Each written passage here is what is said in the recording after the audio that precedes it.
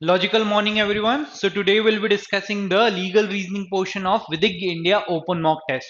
So starting with the first passage. First passage is talking about the governor's role in assenting or withholding the bill. This passage starts: the Supreme Court in 2025 passed a landmark judgment declaring that Tamil Nadu governor's action to stall the government's bill were erroneous and illegal.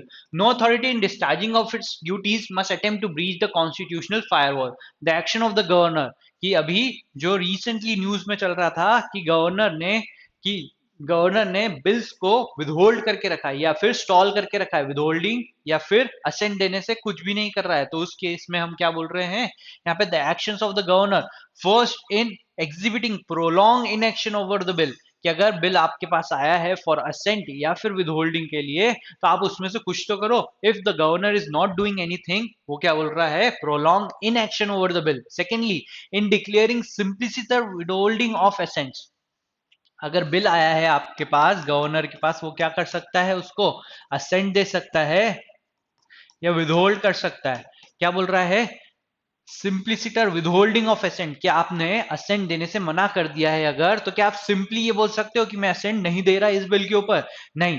Declaring simplicity, कि simply सिर्फ withholding नहीं करो, कि and returning the bill without a message, कि अगर आप withhold कर रहे हो असेंट देने से, if you are rejecting to give assent over the bill, you should give a message to the legislature कि why you are doing so. And thirdly, reserving the bill for the president in second round. क्या बोल रहा है कि second round में आप बोल रहे हो कि मैं अब इस बिल को प्रेसिडेंट को रिफर करने वाला हूं, तो उसमें क्या है कि फर्स्ट में आपने बोला लेजिस्लेचर ने बिल को पास करके गवर्नर को भेजा, governor instead of assenting or withholding returns the bill for reconsideration. After the second round of reconsideration or sending it as it is, the governor says it would be referring this bill to president. So this he cannot do. Were all in clear violation of the procedure envisioned under the constitution, particularly article 200. As per Article 200, क्या बोल रहा है? Once a bill is passed by the state legislature and presented to the governor, he shall declare either that he assents or that he withholds assents therefrom, or that he reserves the bill for the consideration of the president. क्या बोल रहा है कि अगर आपके पास आया है कि अगर गवर्नर के पास जो बिल आया है after passing of bill from the legislature, वो क्या कर सकता है? असेंट दे सकता है उसके ऊपर. विदहोल्ड असेंट मतलब असेंट देने से मना कर सकता है या फिर रिजर्व कर सकता है बिल को for consideration by the president, provided that the, provided मतलब कि कंडीशनल लगा दी है कि एक अगर प्रोवाइजो दे दिया है कि अगर provided that the governor may, as soon as possible after the presentation to him of the bill for assent, return the bill if it is not a money bill. कि अगर मनी बिल नहीं है तो वो return कर सकता है. तो कंडीशनल क्या हो गई? If it is a money bill, he can not return the bill to the legislature again, together with a message, कि रिटर्न करेगा एक मैसेज के साथ, requesting the legislature will consider reconsider the bill और any specified provision thereof. क्या कर सकता है? रिटर्न कर सकता है अगर ये मैसेज के साथ कि आप इसको और इस एक्ट को या ये पूरे बिल को या इसके कोई प्रोविजन को रिकंसीडर करो. And when a bill is so return, कि जब बिल लेजिस्लेचर वापस भेजेगा, the legislature shall reconsider the bill accordingly. उन्होंने रिटर्न करा लेजिस्लेचर को, लेजिस्लेचर कंसीडर करेगा. And if the bill is passed again with or without amendment, कि ये लेजिस्लेचर की डिस्क्रिशन है कि उनको अमेंडमेंट करना है या नहीं करना है as per the message, and presented to the governor for assent, the governor shall not withhold assent therefrom. क्या बोल रहा है कि अगर एक बार आपने रिटर्न कर दिया फॉर कंसिडरेशन और उसके बाद लेजिस्लेचर ने with or without any amendment कुछ उस बिल को वापस आपको भेजा है, then the governor shall not withhold assent therefrom, कि क्या है कि गवर्नर उससे असेंट नहीं, मना नहीं कर सकता है, उसको असेंट देने से मना नहीं कर सकता है. The governor shall not withhold the assent therefrom, कि अगर सेकेंड टाइम आया है तो you can not withhold assent.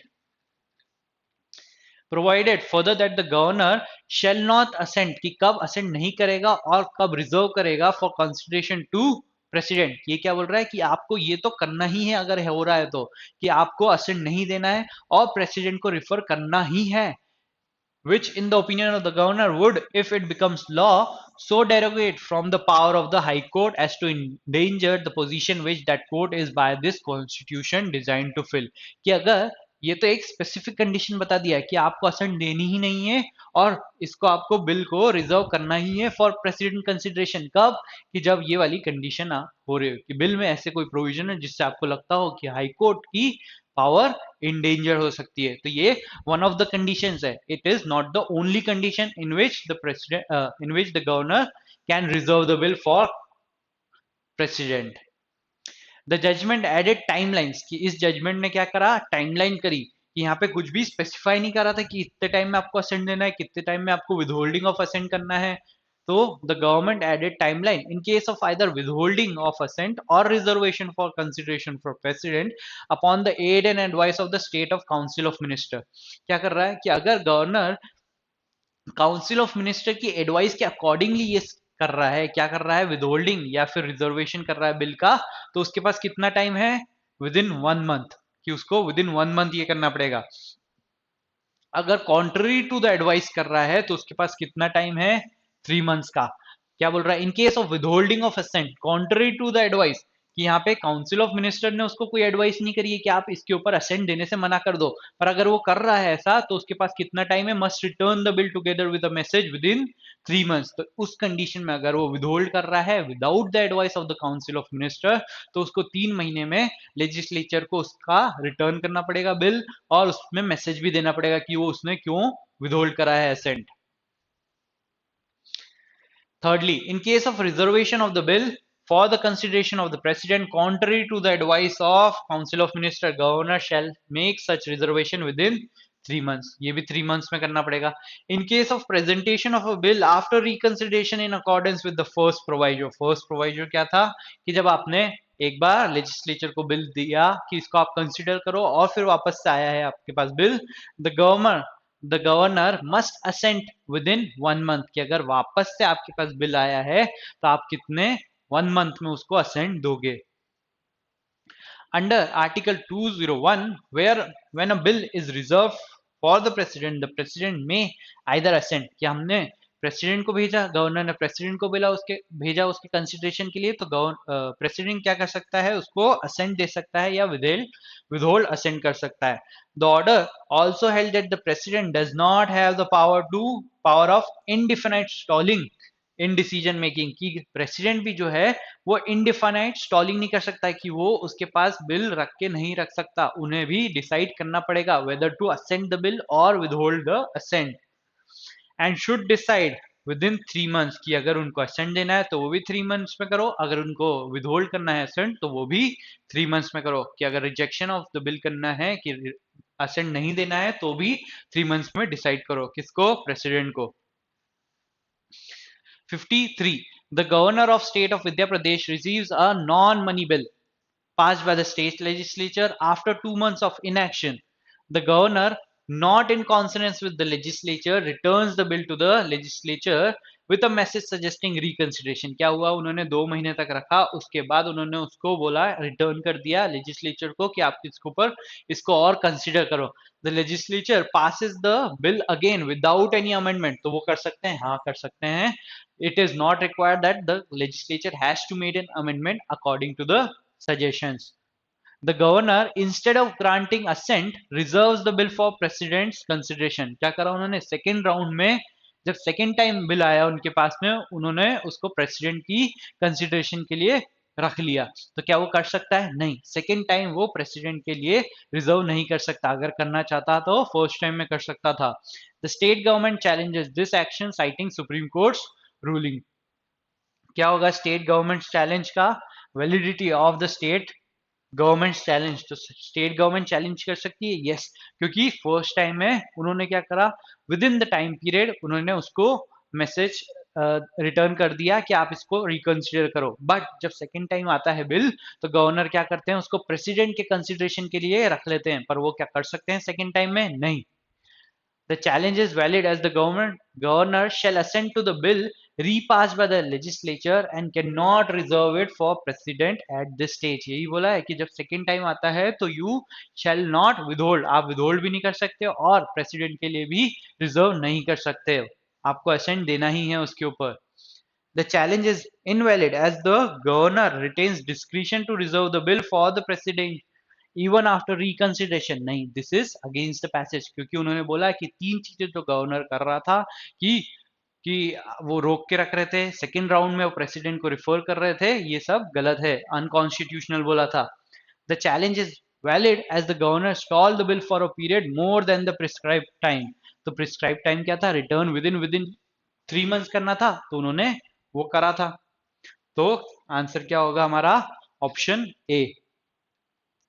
54. A bill passed by the state of Vidya Pradesh legislature is presented to the governor who after 20 days reserves it for president without consulting the council of ministers. कि उन्होंने without advice of the करा, तो वो कितने time में कर सकते थे? 3 मंथ्स में कर सकते थे, तो उन्होंने 20 डेज में करा तो वैलिड है.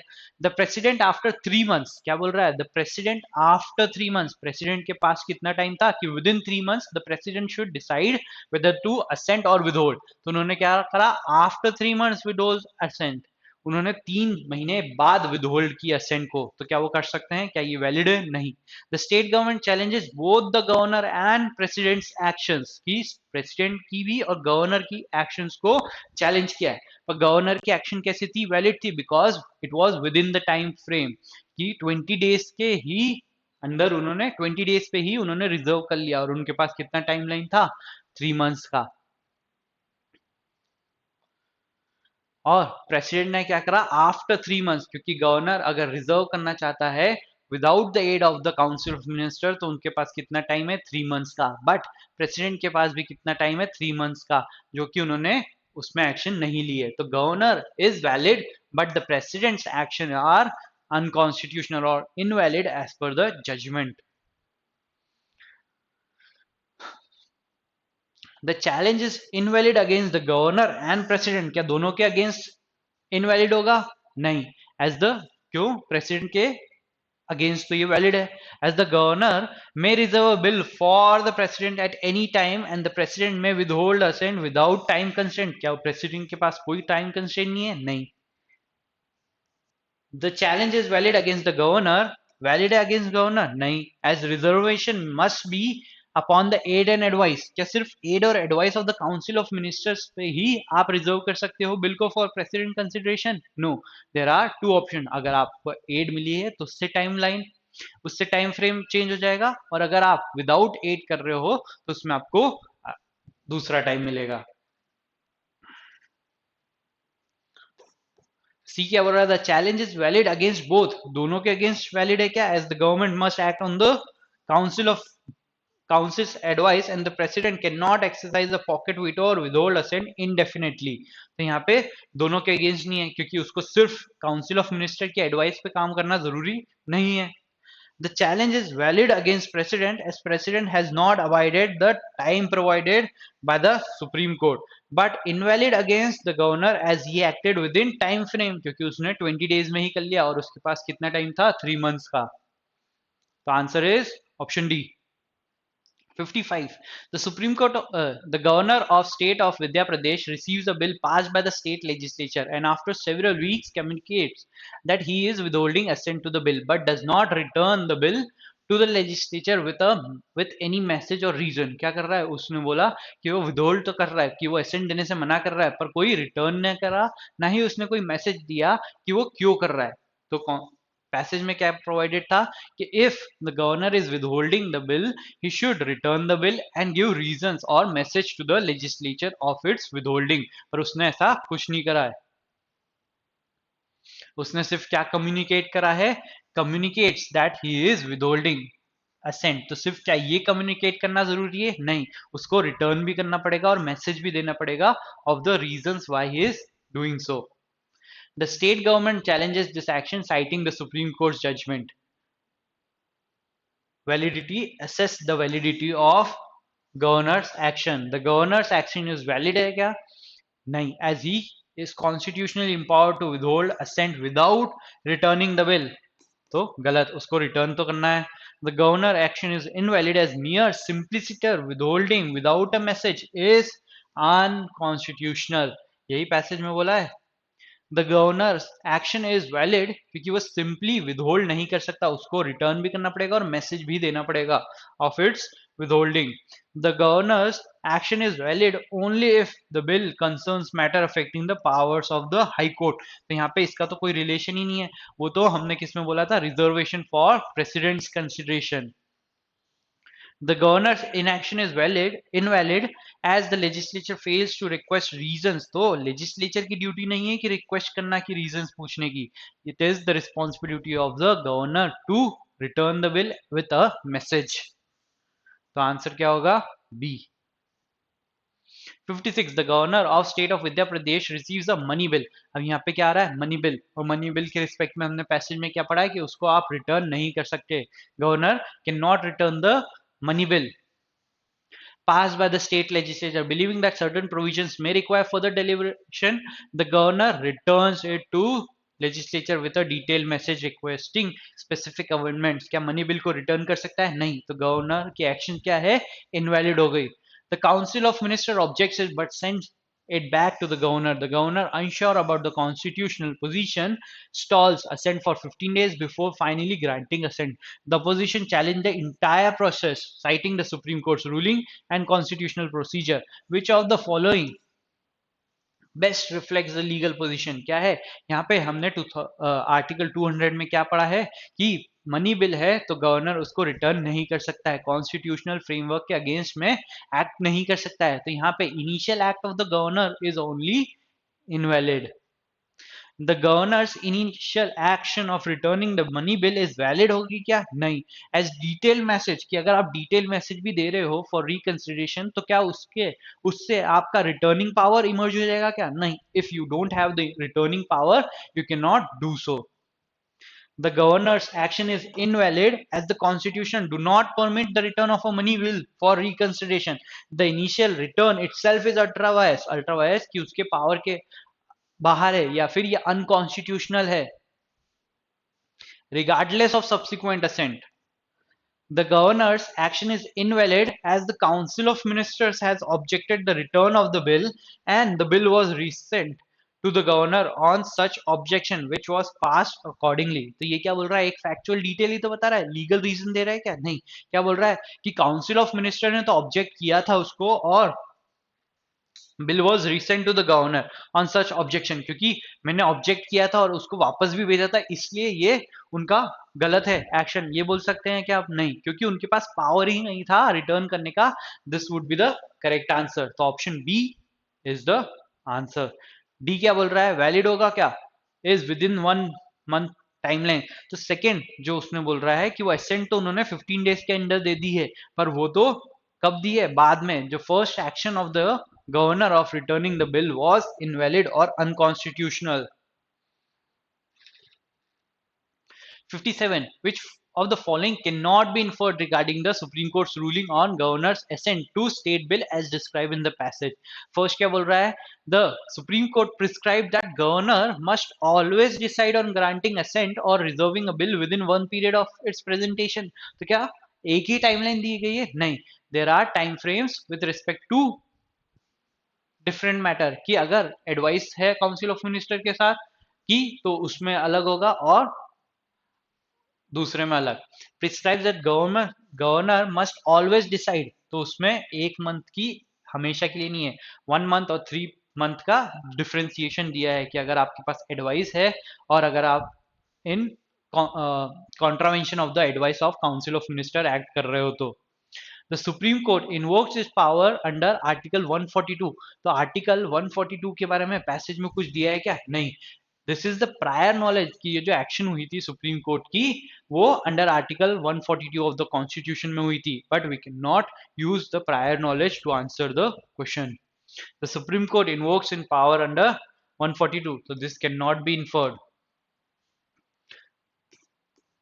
Statement 1 and 2 cannot be inferred. Statement 3 क्या बोल रहा है, Article 200, the governor's options are to grant assent, withhold assent, reserve the bill for the president or return to the legislature. ये चारों चीजें के बारे में आर्टिकल 200 बता रहा है. So this can be inferred. President does not have the power of indefinite stalling in decision making and should decide within 3 months. This is also true. तो हमारा कौन सा इन्फर नहीं कर सकते हम, स्टेटमेंट 1 and 2. तो आंसर क्या होगा, option c. Which of the following factual scenario is consistent with the Supreme Court's ruling and Constitution Articles 200 and 201? The governor receives, if the governor receives a bill, takes no action for 6 months. तो क्या वो 6 months तक action नहीं ले सकता है क्या? नहीं, क्योंकि टाइम फ्रेम में क्या दिया है कि अगर उसको असेंट देना है या विदहोल्ड करना है तो उसको within the time frame करना पड़ेगा, and only then return it to legislature for reconsideration. तो वो 6 months तक स्टॉल नहीं कर सकता है. Second, the governor returns a non money bill to the legislature. Non money bill को रिटर्न कर सकता है, legislature passes it again unchange and the governor grants assent within 1 month of its return. तो ये time frame के अंदर है जो प्रिस्क्राइब किया है सुप्रीम कोर्ट ने. तो this is correct. The governor reserves a bill for the president's consideration and the president does not take any action upon the bill for a year. तो यहाँ पे क्या दिया है कि 1 साल तक वो कोई एक्शन नहीं लेते, जो कि गलत है. उसमें क्या लिखा है टाइम फ्रेम, 3 months का. The governor, disagreeing with the council of ministers advice, withholds the assent to a bill and returns the bill in the third month. कि थर्ड मंथ में वो रिटर्न कर देते हैं. तो अगर थर्ड मंथ में रिटर्न कर रहे हैं तो within the time frame होगा. तो कौन से कंसिस्टेंट है, 2 and 4, option b. Now passage number 2. Passage number 2 is talking about hate speech. Hate speech क्या है और हेट स्पीच को आप किस किस प्रोविजंस में कवर कर सकते हो under the Indian laws. Supreme Court जज justice Abhay S. Oka reflected on how hate speech in India, particularly targeting religious and caste minorities, is being weaponized for political gains. Justice Oka emphasized that Article 19, Clause 1, Subclause A of the Constitution guarantees freedom of speech and expression, a right, a right intricately tied to Article 21, guarantee of life with dignity. क्या बोल रहा है, article 19 clause 1 sub clause A जो है उसमें freedom of speech and expression है, और उसको हमने किससे टाई करा है, आर्टिकल 21 से. कि आर्टिकल 21 में जो आपका राइट टू लाइफ और विद डिग्निटी लिया है उससे इंटरलिंक करा है कि अगर आपको अच्छी लाइफ विद डिग्निटी रहना है चाहिए तो उसके लिए आपको क्या जरूरी भी है, freedom of speech and expression. So both are integral part of life. Its scope is wide enough to include criticism. कि अगर राइट टू स्पीच और एक्सप्रेशन है आपके पास तो उसमें आप क्या कर सकते हो, किसी का फेयर क्रिटिसिज्म भी कर सकते हो. However this right is not absolute. क्या आपके पास फ्रीडम ऑफ स्पीच और एक्सप्रेशन है तो क्या वो एब्सोल्यूट होगी, नहीं. Under 19 clause 2 the state can impose reasonable restriction on grounds such as public order, decency, morality and sovereignty and integrity of India. In grounds के ऊपर आपकी freedom of speech and expression को स्टेट रेगुलेट या restrict कर सकती है. Hate speech often crosses this line of freedom guaranteed to them. कि hate speech में क्या हो रहा है कि आपके पास फ्रीडम ऑफ स्पीच और एक्सप्रेशन है, पर उसमें क्या आप हेट स्पीचेस दे सकते हो, किसी के अगेंस्ट ऐसी स्पीचेस दे सकते हो जिसमें उनको आप गलत गलत बोलो. तो क्या वो कवर होगा आपके फंडामेंटल राइट में, नहीं. And undermines the right to live with dignity of those targeted, making article 19 and 21 interdependent in such context. कि अगर मेरे पास right to freedom of speech है तो क्या उससे मैं दूसरे की right to life with dignity को हैम्पर कर सकता हूँ, कि उसके पास भी एक dignified life जीने का right है. तो अगर मेरे पास freedom of speech and expression है तो वो उतनी होनी चाहिए जितनी मैं दूसरों के rights को violate ना करूँ. तो if I have a right, I cannot exercise it in a manner that it violates another person's right to dignity. While India's penal law traditionally lacked a precise definition of hate speech, various provisions across statutes criminalize hate-driven expression.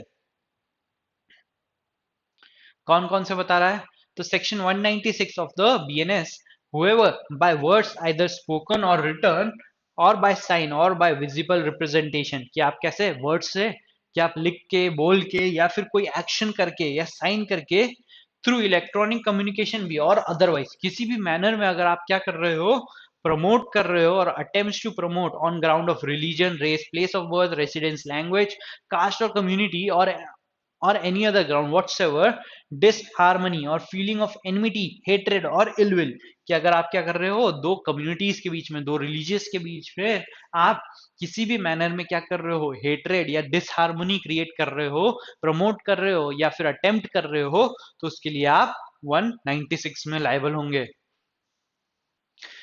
299 of the BNS, whoever with deliberate and malicious intentions, कि आप जानबूझ के और malicious की malice कि आप जानबूझ के कर रहे हो, of outraging religious feelings of any class of citizens of India, आप क्या करना चाह रहे हो, outrage करना चाह रहे हो उनकी religious feeling को, कि उनको hurt करना चाह रहे हो, by कैसे, by words either spoken or written, or by sign or visible representation, or through electronic means or otherwise, कैसे कर रहे हो, insult, कि आप उनकी फीलिंग को, रिलीजियस फीलिंग को आउटरीच कैसे कर रहे हो, बाय इंसल्टिंग और attempting to insult the religion और the religious belief of that class, कि अगर मैं कोई रिलीजन या religious belief of any class को हर्ट कर रहा हूँ या इंसल्ट कर रहा हूँ, तो क्योंकि मेरा क्या इंटेंशन है, उनकी रिलीजियस फीलिंग को आउटरीच करना, तो मैं कहाँ लायबल होऊंगा, 299 में।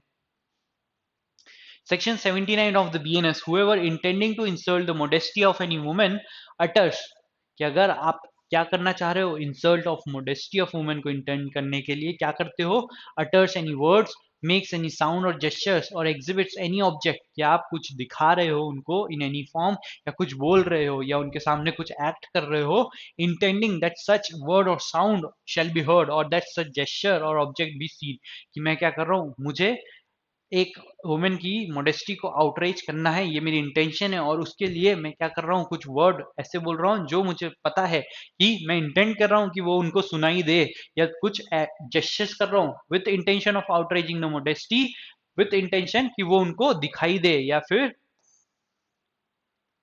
Intrudes the privacy of such women, तो मैं क्या कर रहा हूँ, सेक्शन 79 में लाइबल कर सकता हूँ।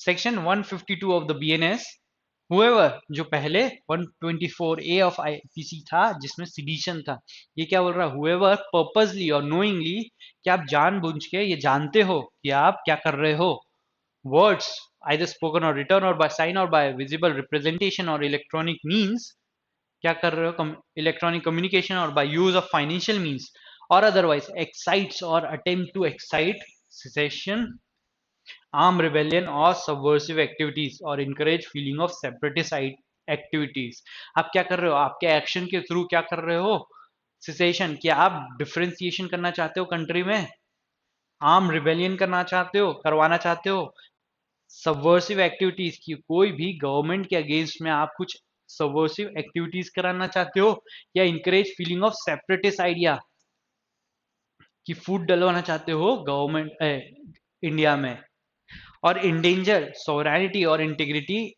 ऑफ इंडिया, और इंडल्ज इन एनी और कमिट्स एनी सच एक्ट्स, तो हम क्या बोलेंगे, आपको हम किस में 152 में लायबल कर सकते हैं। 59 विधान, a popular blogger writes a post comparing the cuisines of two different regional communities, दो communities के जो cuisines को वो क्या करता है, कंपेयर करता है, he notes that both communities have unique food tradition and expresses his personal preference for one cuisine over the other, कि उसको एक cuisine ज्यादा अच्छी लगी दूसरे से, stating that he finds it richer in flavor, तो क्या इससे हम बोल सकते हैं क्या क्या वो डिसहार्मनी या फिर इलविल क्रिएट करना चाह रहा है, अटेम्प्ट कर रहा है या प्रमोट कर रहा है, क्या नहीं, he is merely exercising his freedom of speech, वो क्या कर रहा है, फ्रीडम ऑफ स्पीच का एक्सरसाइज कर रहा है और सिर्फ अपना फेवरेट बता रहा है, यहाँ पे कोई कम्युनिटी, रीजनल कम्युनिटी के बेसिस को इलविल या डिसहार्मनी क्रिएट नहीं कर रहा है वो। The post received mixed reaction with some readers agreeing and others disagreeing. A complaint is filed against Vidhan under 196 of the IPC BNS. तो क्या liable होगा? Yes, because expressing a preference for one community's cuisine can promote feeling of ill will between the communities. क्या अगर मैं बोल रहा हूँ कि मुझे ये वाला फ्लेवर ज्यादा अच्छा लगा, तो क्या इससे मैं दो कम्युनिटीज के बीच में डिसहार्मनी या इलविल क्रिएट कर रहा हूँ, नहीं, प्रमोट कर रहा हूँ क्या, नहीं, मैं तो अपना freedom of expression, speech and expression exercise कर रहा हूँ और सिर्फ अपना प्रेफरेंस बता रहा हूँ। No, because Vedant's post does not promote or attempt to promote enmity, hatred और ill will. क्या सिर्फ ये बताने से कि मुझे ये खाना पसंद आया दोनों में से मैं उनके बीच में ill will create नहीं कर रहा हूँ. Yes, because the post led to mixed reaction among readers. कि क्योंकि पोस्ट के ऊपर बहुत सारे मिक्स रिएक्शन आए, इसकी वजह से मैं बोल सकता हूँ कि मुझे लाइबल करो. नहीं, अगर एसेंशियल कंडीशन फुलफिल होगी तभी मुझे लाइबल किया जा सकता है. No, because section 196 only applies to statement made in public speeches, not online post. नहीं, ऐसा जरूरी नहीं है. किसी भी तरह से अगर आप कम्युनिकेशन कर रहे हो, इलेक्ट्रॉनिक कम्युनिकेशन है तो भी इंक्लूड होती. तो ये ग्राउंड नहीं है रिजेक्शन का. The answer is B. Question number 60. At a workplace, team lunch Vidhan in a light hearted conversation. क्या है यहाँ पे से हमको इंटेंशन पता चल सकती है पर्सन की. क्या ऐसी कन्वर्जेशन हो रही है? Light hearted conversation. Comments on his colleague Vidhi's choice of outfit, saying it is unusual to see her in such a dress in the office. कि उसने सिर्फ इतना statement बोला है. Several colleagues hear the remark and Vidhi responds with a polite smile, but later confides HR that she felt uncomfortable and that the comment was inappropriate. Vidhi files a complaint under section 79 of the BNS, alleging an insult to her modesty. क्या करना चाह रहे हो? Section 79 क्या बोल रहा है कि अगर आपकी इंटेंशन है intending to outrage the modesty of a woman, तो आप क्या कर रहे हो?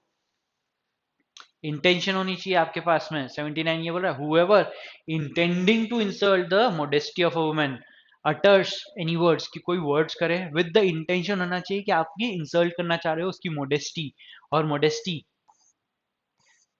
इंटेंडिंग सच वर्ड्स भी हियर और intrudes upon the privacy of such woman. तो यहाँ पे क्या इंट्रूजन हुआ है उसकी प्राइवेसी का? नहीं. सेकेंडली, क्या उसने कोई इंटेंट था क्या उसका? इंटेंडिंग टू इंसल्ट था क्या उसका?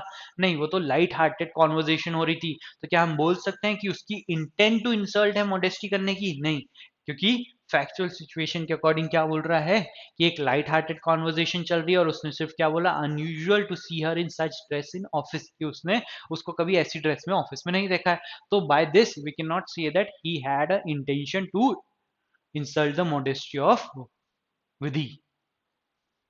तो क्या वो liable होगा? Vidhan will be liable as it established that his words were intended to be perceived as insulting by Vidhi. क्योंकि क्या बोल रहे हैं कि it is established that his words were intended to be, कि उसके words में वो intention थी विधि को वो insult to modesty लगे. तो ऐसा कुछ है क्या? नहीं. He has not commented anything with respect to insulting the modesty. Vidhan would not be liable as he specifically lacked intention to insult with his modesty, क्योंकि उसके पास कोई intention to insult modesty नहीं है, इसलिए हम उसको liable नहीं कर रहे हैं. Yes, and mere discomfort is not sufficient to attract it. कि उसको ये अच्छा नहीं लगा ये बोल के हम क्या बोल सकते हैं कि आप liable करो? नहीं. Vidhan would be liable as Vidhi's reaction indicates that the comment was unwelcome and Vidhan claims he did not mean to insult her. Even if कि वो क्या बोल रहा है कि उसको अच्छा नहीं लगा, अनवेलकमिंग था फॉर विधि, इसलिए हम उसको लाइबल कर रहे हैं. But as per the provision क्या होना चाहिए? इंटेंशन टू इंसल्ट होनी चाहिए. And his statement does not reflects his intention to insult the modesty. Vidhan would not be liable as the remark was made as part of a general conversation and comment over clothes does not come under ambit of section 19. क्या ये बोलना एक वेग argument नहीं होगा कि उसके close के ऊपर कोई भी कमेंट करना अंडर सेक्शन 79 में नहीं आएगा? तो दिस इज अ वेग आर्ग्यूमेंट कि उसके कोई भी statement with respect to clause उसमें नहीं आई है. We have to decide as per the statement provided in the question कि उसने क्या बोला और उससे क्या उसकी इंटेंशन इंसल्ट करने की मोडेस्टी दिख रही थी क्या? नहीं. पर हम ये नहीं बोल सकते कि कोई भी comment with respect to clause section 79 के अंदर नहीं आएगा. तो आंसर होगा B. 61. During a televised debate, activist Vidhi strongly criticizes the central government's policy in particular region, stating, if the government continues to ignore our demand, people will lose faith in the system and might start looking for their own solution outside the framework of this country. क्या बोल रही है कि अगर government ने कुछ जल्दी नहीं करा तो हमारा फेथ उनसे हट जाएगा और पीपल क्या करेंगे? Looking and might start looking for their own solution outside the framework of this country, कि यहाँ कंट्री से बाहर जाना या फिर इस कंट्री को कुछ तोड़ने का सोचेंगे. She further says it is time to discuss whether remaining a part of this nation truly serves our interest, कि क्या हमको यहाँ पे रुकना या ये इस कंट्री में रहना ट्रूली सही है कि नहीं है, whether remaining a part of this nation truly serves our interest, कि आवर इंटरेस्ट की वो क्या कर रही है, दूसरे लोगों को क्या कर रही है, कि आप ये सोचो कि क्या हमारा यहाँ रहना या इस इंडिया में या नेशन को में रहना क्या ट्रूली डिजर्विंग है। The debate spark heating the debate sparks heated discussion online. The police registered a case against Vidhi. Which of the following best describes Vidhi's liability? क्या बोल रहा है, Vidhi's liable under 299 of the BNS because she had deliberate and malicious intention of outraging the feeling of any class of people. 299 299 of the BNS किससे बात करता है, किस बारे में बात करता है, रिलीजियस फीलिंग को आउटरेज करने की, बट यहाँ पे कोई रिलीजियस फीलिंग हुई है क्या, नहीं, तो 299 एप्लीकेबल होगा क्या, नहीं। Vidhi is liable under Section 152 of the BNS because her statement could be interpreted as encouraging separatist feeling. ये बोल सकते हैं हम, yes, because वो क्या कर रही है, वो बोल रही है sovereignty और unity को अफेक्ट करने का, separatist ideology को प्रमोट करने का, कि क्या बोल रही है कि गवर्नमेंट के एक्शन सही नहीं हो रही है, इसलिए हमको ये सोच लेना चाहिए कि क्या हम इस नेशन में भी रहना चाहते हैं कि नहीं चाहते हैं। Vidhi is not liable under 152 as she did not by her speech excite or attempt to excite sedition or armed rebellion। तो क्या सिर्फ आर्म रिबेलियन जब तक नहीं होगी, जब तक हम तब तक ही हम बोल सकते हैं कि अगर आर्म रिबेलियन हुई तभी हम बोल सकते हैं 152 में आप लायबल होंगे, नहीं, अगर आप सेपरेटिस्ट फीलिंग को बढ़ावा दे रहे हो तो भी हम बोल सकते हैं कि ये लायबल होगी। तो डी क्या बोल रहा है, Vidhi is not liable under 299 ऑफ the BNS because statement were made in good faith as part of public debate, की पब्लिक डिबेट में गुड फेथ में बोला था, तो ऐसा कोई हमको क्वेश्चन से दिख नहीं रहा है कि उसने कुछ गुड फेथ में बोला, और गुड फेथ का क्या एक्सेप्शन है, नहीं, तो आंसर है B. 62. Which of the following can be inferred regarding hate speech regulation in India as described in the passage? First क्या बोल रहा है, hate speech targeting minorities that undermine their dignity falls outside the protection of Article 19 Clause 1 Clause A। हमने ये बोला कि मेरे right to freedom of speech of expression किसी और की डिग्निटी को अफेक्ट नहीं कर सकता, तो आप दूसरे के आर्टिकल 21 राइट्स को अफेक्ट नहीं कर सकते, अगर कर रहे हो तो outside the ambit of freedom of speech and expression हो जाएगा, yes. Section 152 of the BNS relating to sedition is currently inoperative। क्या ये हमको कहीं से पता चल रहा है क्या, नहीं, हमको तो पैसेज वो वाले प्रोविजंस बता रहा है जिसको आप हेट स्पीचेस के लिए यूज कर सकते हो, तो यहाँ पे क्या हुआ है, ये इनऑपरेटिव है क्या, नहीं। Section 3 mens rea is an explicit requirement for the commission of an offense under the provisions। तो क्या बोल रहा है कि मेंस रिया सारे प्रोविजन में एक्सप्लिसिटली बताया गया है क्या,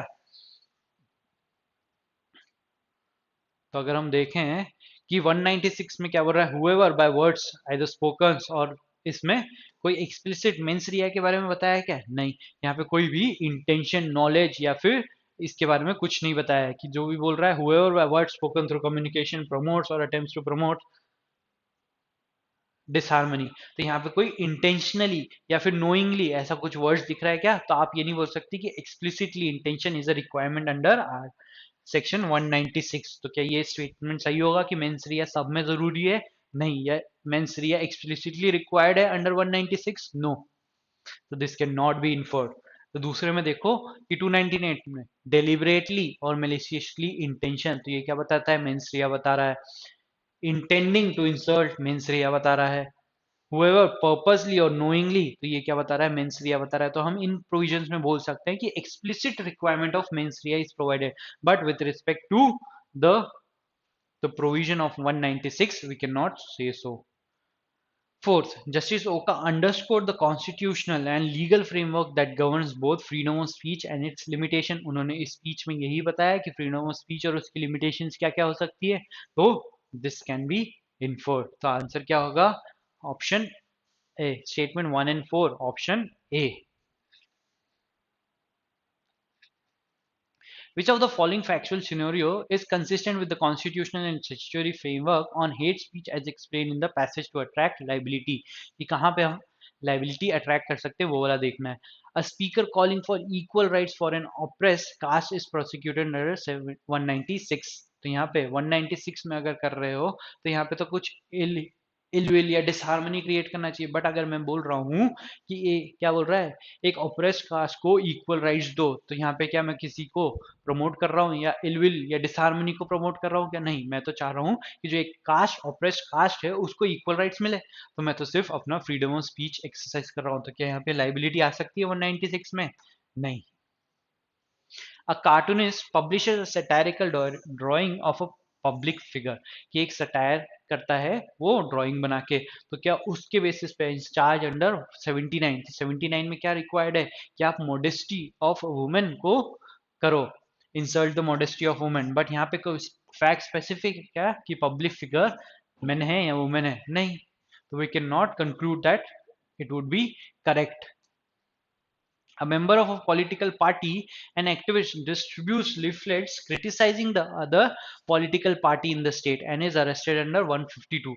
152 में क्या बोल रहा है कि आप सेपरेटिस्ट आइडियाज को प्रमोट कर रहे हो या फिर सेसेशन कर रहे हो, आर्म रिबेलियन कर रहे हो, उस केसेस में। बट यहाँ पे क्या कर रहा है, सिर्फ क्रिटिसाइज कर रहा है दूसरी पॉलिटिकल पार्टी को, गवर्नमेंट के क्या के अगेंस्ट में कुछ नहीं बोल रहा है। तो criticising the other political party in state does not attract 152, क्योंकि 152 में क्या है कि आप आर्म रिबेलियन कर रहे हो या स्टेट के अगेंस्ट कुछ कर रहे हो, तब अप्लाई होता है।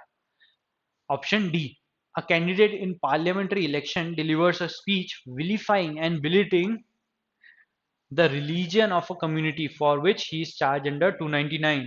299 में क्या था कि अगर आप इंसल्ट कर रहे हो किसी रिलीजन की या रिलीजियस बिलीफ की, उससे क्या कर रहे हो, किसी कम्युनिटी की आप रिलीजियस बिलीफ को आउटरीच कर रहे हो, तो ये वो क्या हो सकता है यहाँ पे? यस, क्योंकि आप विलिफाइंग और बिलिटिंग, किसी रिलीजन को आप कम दिखा रहे हो कि ये रिलीजन अच्छा नहीं है या ये खराब है ऑफ अ कम्युनिटी, तो उससे क्या होगा, एक कम्युनिटी के पीपल का रिलीजियस जो बिलीफ है, वो रिलीजियस फीलिंग जो है वो आउटरेज हो सकती है। तो यहाँ पे सेक्शन 299 में आप उसको लाइबल कर सकते हो।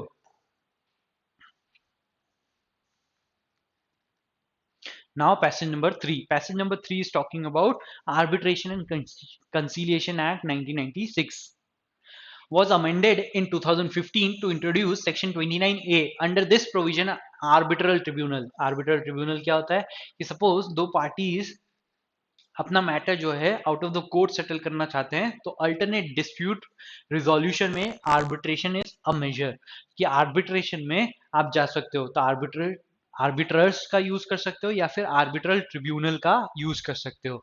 Must render it award, award क्या होता है, उनका डिसीजन, कि अगर जैसे हम कोर्ट में जाते हैं और हमको डिक्री मिलती है सिविल केसेस में, वैसे जब हम आर्बिट्रेशन के पास जाते हैं हमको अवार्ड मिलता है बाय द आर्बिट्रर या आर्बिट्रेशन ट्रिब्यूनल, कि ट्रिब्यूनल जब अपना डिसीजन देता है उसको हम क्या बोलते हैं, अवार्ड। तो अवार्ड उसको कब करना चाहिए, must render its award within 12 months from the date of completion of the pleadings. अब प्लीडिंग्स क्या है कि suppose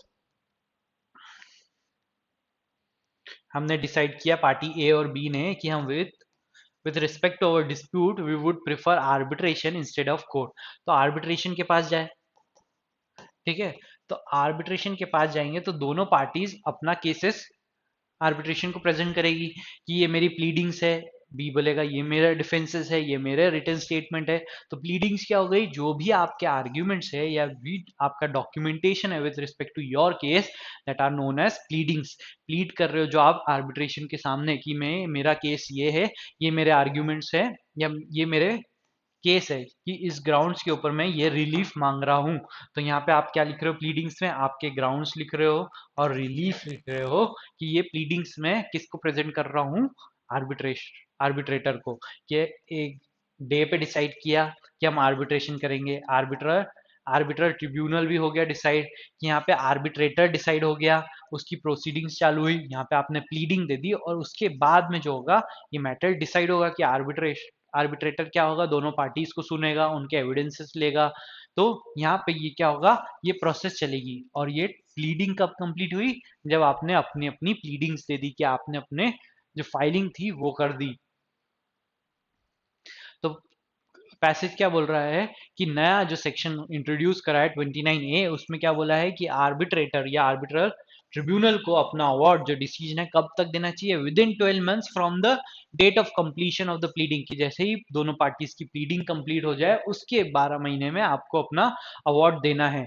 if additional time is required, कि एडिशनल टाइम क्यों, प्रोसीजर में रिक्वायरमेंट है कि अगर आपको दोनों को सुनने में कुछ टाइम लग रहा है, आपको अवार्ड डिसाइड करने में टाइम लग रहा है, तो अगर एडिशनल टाइम आफ्टर 12 मंथ्स भी रिक्वायर्ड है तो क्या कर सकते हो, द पार्टीज में mutually agree to extend the mandate by further 6 months, कि आप पार्टीज डिसाइड कर सकती है कि 6 महीने और एक्सटेंड करना है तो, as provided under section 29A clause 3. However, as per 29A clause 4, if the proceedings are not concluded within this 18 months period, क्या आपने 12 months का टाइम लिया, पहले स्टेचुटरी क्या दिया है, 12 मंथ्स दिया है, अगर उसके बाद भी नहीं हो रही है कंप्लीट तो 6 मंथ्स में पार्टीज डिसाइड करके उसको एक्सटेंड कर सकती है। बट अगर 18 मंथ्स, ये जो 12 और 6 हुए उसके बाद भी आप अवार्ड पास नहीं कर पा रहे हो, तो उस कंडीशन में क्या हो रहा है, the mandate of arbitral tribunal automatically terminates, mandate क्या हो गया, टर्मिनेट हो जाएगा। अब इसका क्या मतलब होता है, mandate of the arbitral tribunal, कि हमने जो डिसाइड किया था कि हम ये डिस्प्यूट जो है आर्बिट्रेशन से सेटल करेंगे, तो ये आर्बिट्रेशन हमने सेट डिसाइड किया, आर्बिट्रेटर डिसाइड किया, उसको अथॉरिटी दी कि आप हमारा डिस्प्यूट रिजॉल्व करो। तो यहाँ पे क्या बोल रहा है, अगर वो 18 मंथ्स तक डिसाइड नहीं कर पा रहा है आफ्टर द प्लीडिंग, तो उसकी मैंडेट जो उसके पास अथॉरिटी है वो टर्मिनेट हो जाएगी, ऑटोमेटिकली टर्मिनेट हो जाएगी, unless an extension is granted by the court, कि अगर 18 महीने तक उसने अवार्ड पास नहीं करा प्लीडिंग के खत्म होने के बाद, तो उसके पास कोई पावर नहीं बचेगी उस डिस्प्यूट को रिजॉल्व करने की बाय अवार्ड। उसके बाद में अगर, जब तक कोर्ट एक्सटेंड नहीं करे, तो कोर्ट एक्सटेंशन करेगी जब भी उसकी वैलिडिटी रहेगी।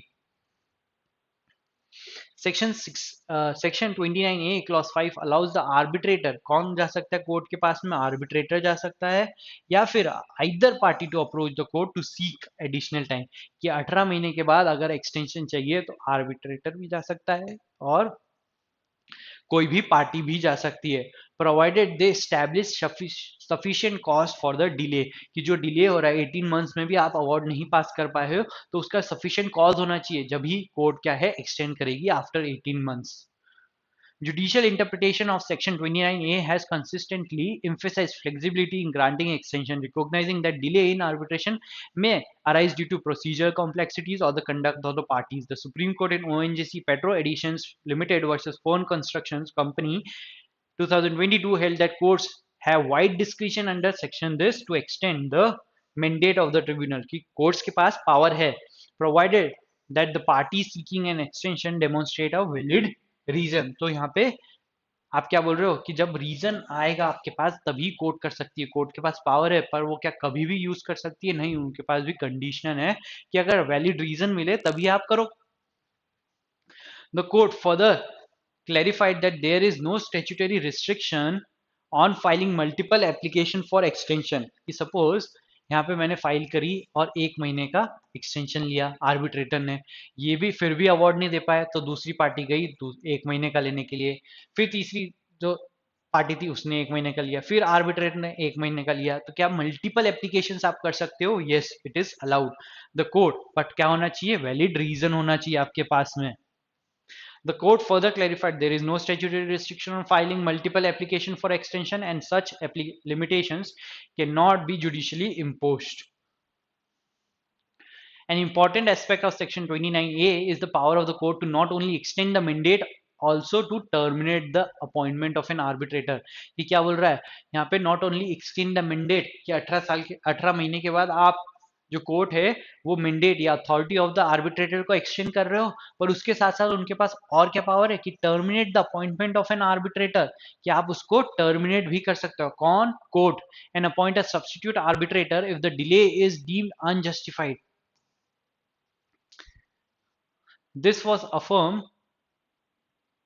was reaffirmed in Ravi Arya versus Palmini, where the court held that the arbitrator's inefficiency or failure to conduct proceedings expeditiously could warrant their replacement। क्या है कि अगर आर्बिट्रेटर इनएफिशिएंट है या failure to conduct proceeding expeditiously could warrant their replacement. However, the court has also ruled that delays solely caused by deliberate non-cooperation of the parties should not result in termination of the arbitrator mandate. क्या है कि arbitrator को कब आप terminate करोगी, जब arbitrator की गलती होगी कि उसकी वजह से डिले हो रहा है, बट अगर पार्टीज कॉपरेट नहीं कर रही है तो क्या उस रीजन से आप आर्बिट्रेटर की मैंडेट को टर्मिनेट कर दोगे? क्या नहीं. In Ved Prakash Mittal versus Union of India, it was emphasized that parties should not be allowed to exploit procedural delay to derail arbitration proceedings. An extension should be granted when one party action has contributed to the delay. The Supreme Court reiterated that Section 29A must not be interpreted rigidly to impose artificial limitation on extension application. Instead, the provision should be applied practically and contextually, allowing courts to ensure fairness in arbitration while maintaining judicial control over undue delay. The Delhi High Court, in this case, further reinforced that the court's power under Section 29A, Clause 5 is broad enough to permit extension multiple times as long as there is genuine need for continuation of the arbitration. ठीक है, अब question देखते हैं. Vidit Mehra is appointed as arbitrator in a commercial dispute between Vidya Textile Limited and Shakti Industries regarding delayed delivery of goods. The pleading have been completed, but no award has been yet given by arbitrator. The parties agreed to 6 months extension after the completion of 12 months period after the pleading. However, due to unforeseen complexities, the tribunal fails to render it award by the end of this period. Neither party request initiates a request for an extension from the court within the prescribed time. Which of the following best reflects the legally? अगर दोनों party ने ही कोई request नहीं करी है extension की और कुछ भी फैक्ट्स ही नहीं बताया कि आर्बिट्रेटर ने करी है, तो क्या होगा? ऑटोमेटिकली मैंडेट टर्मिनेट हो जाएगी आर्बिट्रेटर की. The tribunal's mandate will continue beyond the 18 periods if the parties agree informally. Informal होना चाहिए, एग्रीमेंट होना जरूरी है क्या? नहीं. आफ्टर 18 मंथ्स कोर्ट का ही एक्सटेंशन हो सकता है, कि कोर्ट ही एक्सटेंशन कर दे सकती है. The tribunals mandate will automatically terminate at the end of the 18 months period since no application for extension was filed with the court. Yes, the tribunal retains the discretion to complete the award even after 18 months. नहीं, उसके पास तो mandate ही नहीं बचेगी. D क्या बोल रहा है? the tribunal's mandate will be suspended until one of the parties applies to the court. क्या सस्पेंशन के बारे में बता रहा है? नहीं, it is talking about termination, की सस्पेंड नहीं रहेगी तो कोई टाइम के लिए, वो ऑटोमेटिकली टर्मिनेट हो जाएगी, खत्म हो जाएगा उसका अथॉरिटी. तो answer would be B. Question 65. Vidit Kumar is serving as the arbitrator in dispute over delay in large infrastructure project. After 15 months into the arbitration, both parties allege that Vidit Kumar's conduct has been notably insufficient, with repeated postponement and poorly managed hearing that have stalled the resolution process. The parties jointly file a petition requesting that courts terminate Vidit Kumar's mandate and appoint a substitute arbitrator. क्या हो रहा है कि insufficiency के कारण वो बोल रहे हैं कि terminate करो उसको और substitute arbitrator appoint करो. Can the court terminate Vidit Kumar mandate as arbitrator and appoint a substitute given the insufficiency allegations? कि इस allegations के ऊपर क्या कर सकते हैं? Yes, कर सकते हैं.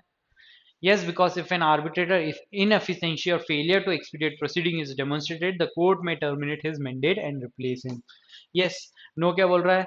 No, because delay solely attributable to insufficiency do not provide sufficient ground. क्या इस grounds के ऊपर, सिर्फ इस ground के ऊपर आप terminate नहीं कर सकते क्या? Yes, you can do so. The court can do so. Option C. Yes, but only after the arbitrator has been given a formal opportunity to rectify his insufficiency. तो इसके बारे में कुछ दिया है कि आपको एक opportunity तो देनी पड़ेगी ताकि वो अपनी mistake rectify कर पाए. नहीं, this has not been provided in the passage. Option D. No, because the court's power under Section 29A does not extend to replacing a arbitrator for a reason of insufficiency. क्या इसके बारे में नहीं दिया है?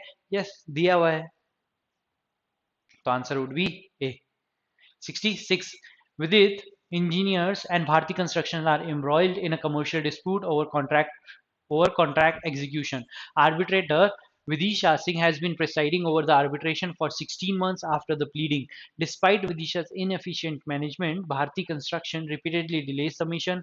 कौन कर रहा है? Bharti Construction repeatedly delays submission and reschedule hearing without a valid reason, causing insufficient delay in the proceedings. With it, engineers request that the court terminate Vidisha Singh's mandate due to prolonged delay. किसकी party के non cooperation की वजह से क्या आप arbitrator की mandate को terminate कर सकते हो क्या? नहीं. Arguing that arbitrators' inability to conclude the proceedings is detrimental to their interest. However, Vidisha defends her conduct by asserting that the delays are solely due to deliberate non-cooperation by Bharti Construction. Can the arbitrator's mandate be terminated? No. क्योंकि यहाँ पे arbitrator का कोई inefficiency नहीं दिख रही है. यहाँ पे सिर्फ पार्टी के नॉन कॉपरेशन के कारण डिले हो रहा है और इसके कारण आप आर्बिट्रेटर के मैंडेट को टर्मिनेट नहीं कर सकते.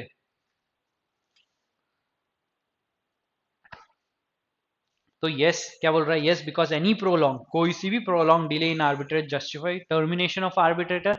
नो.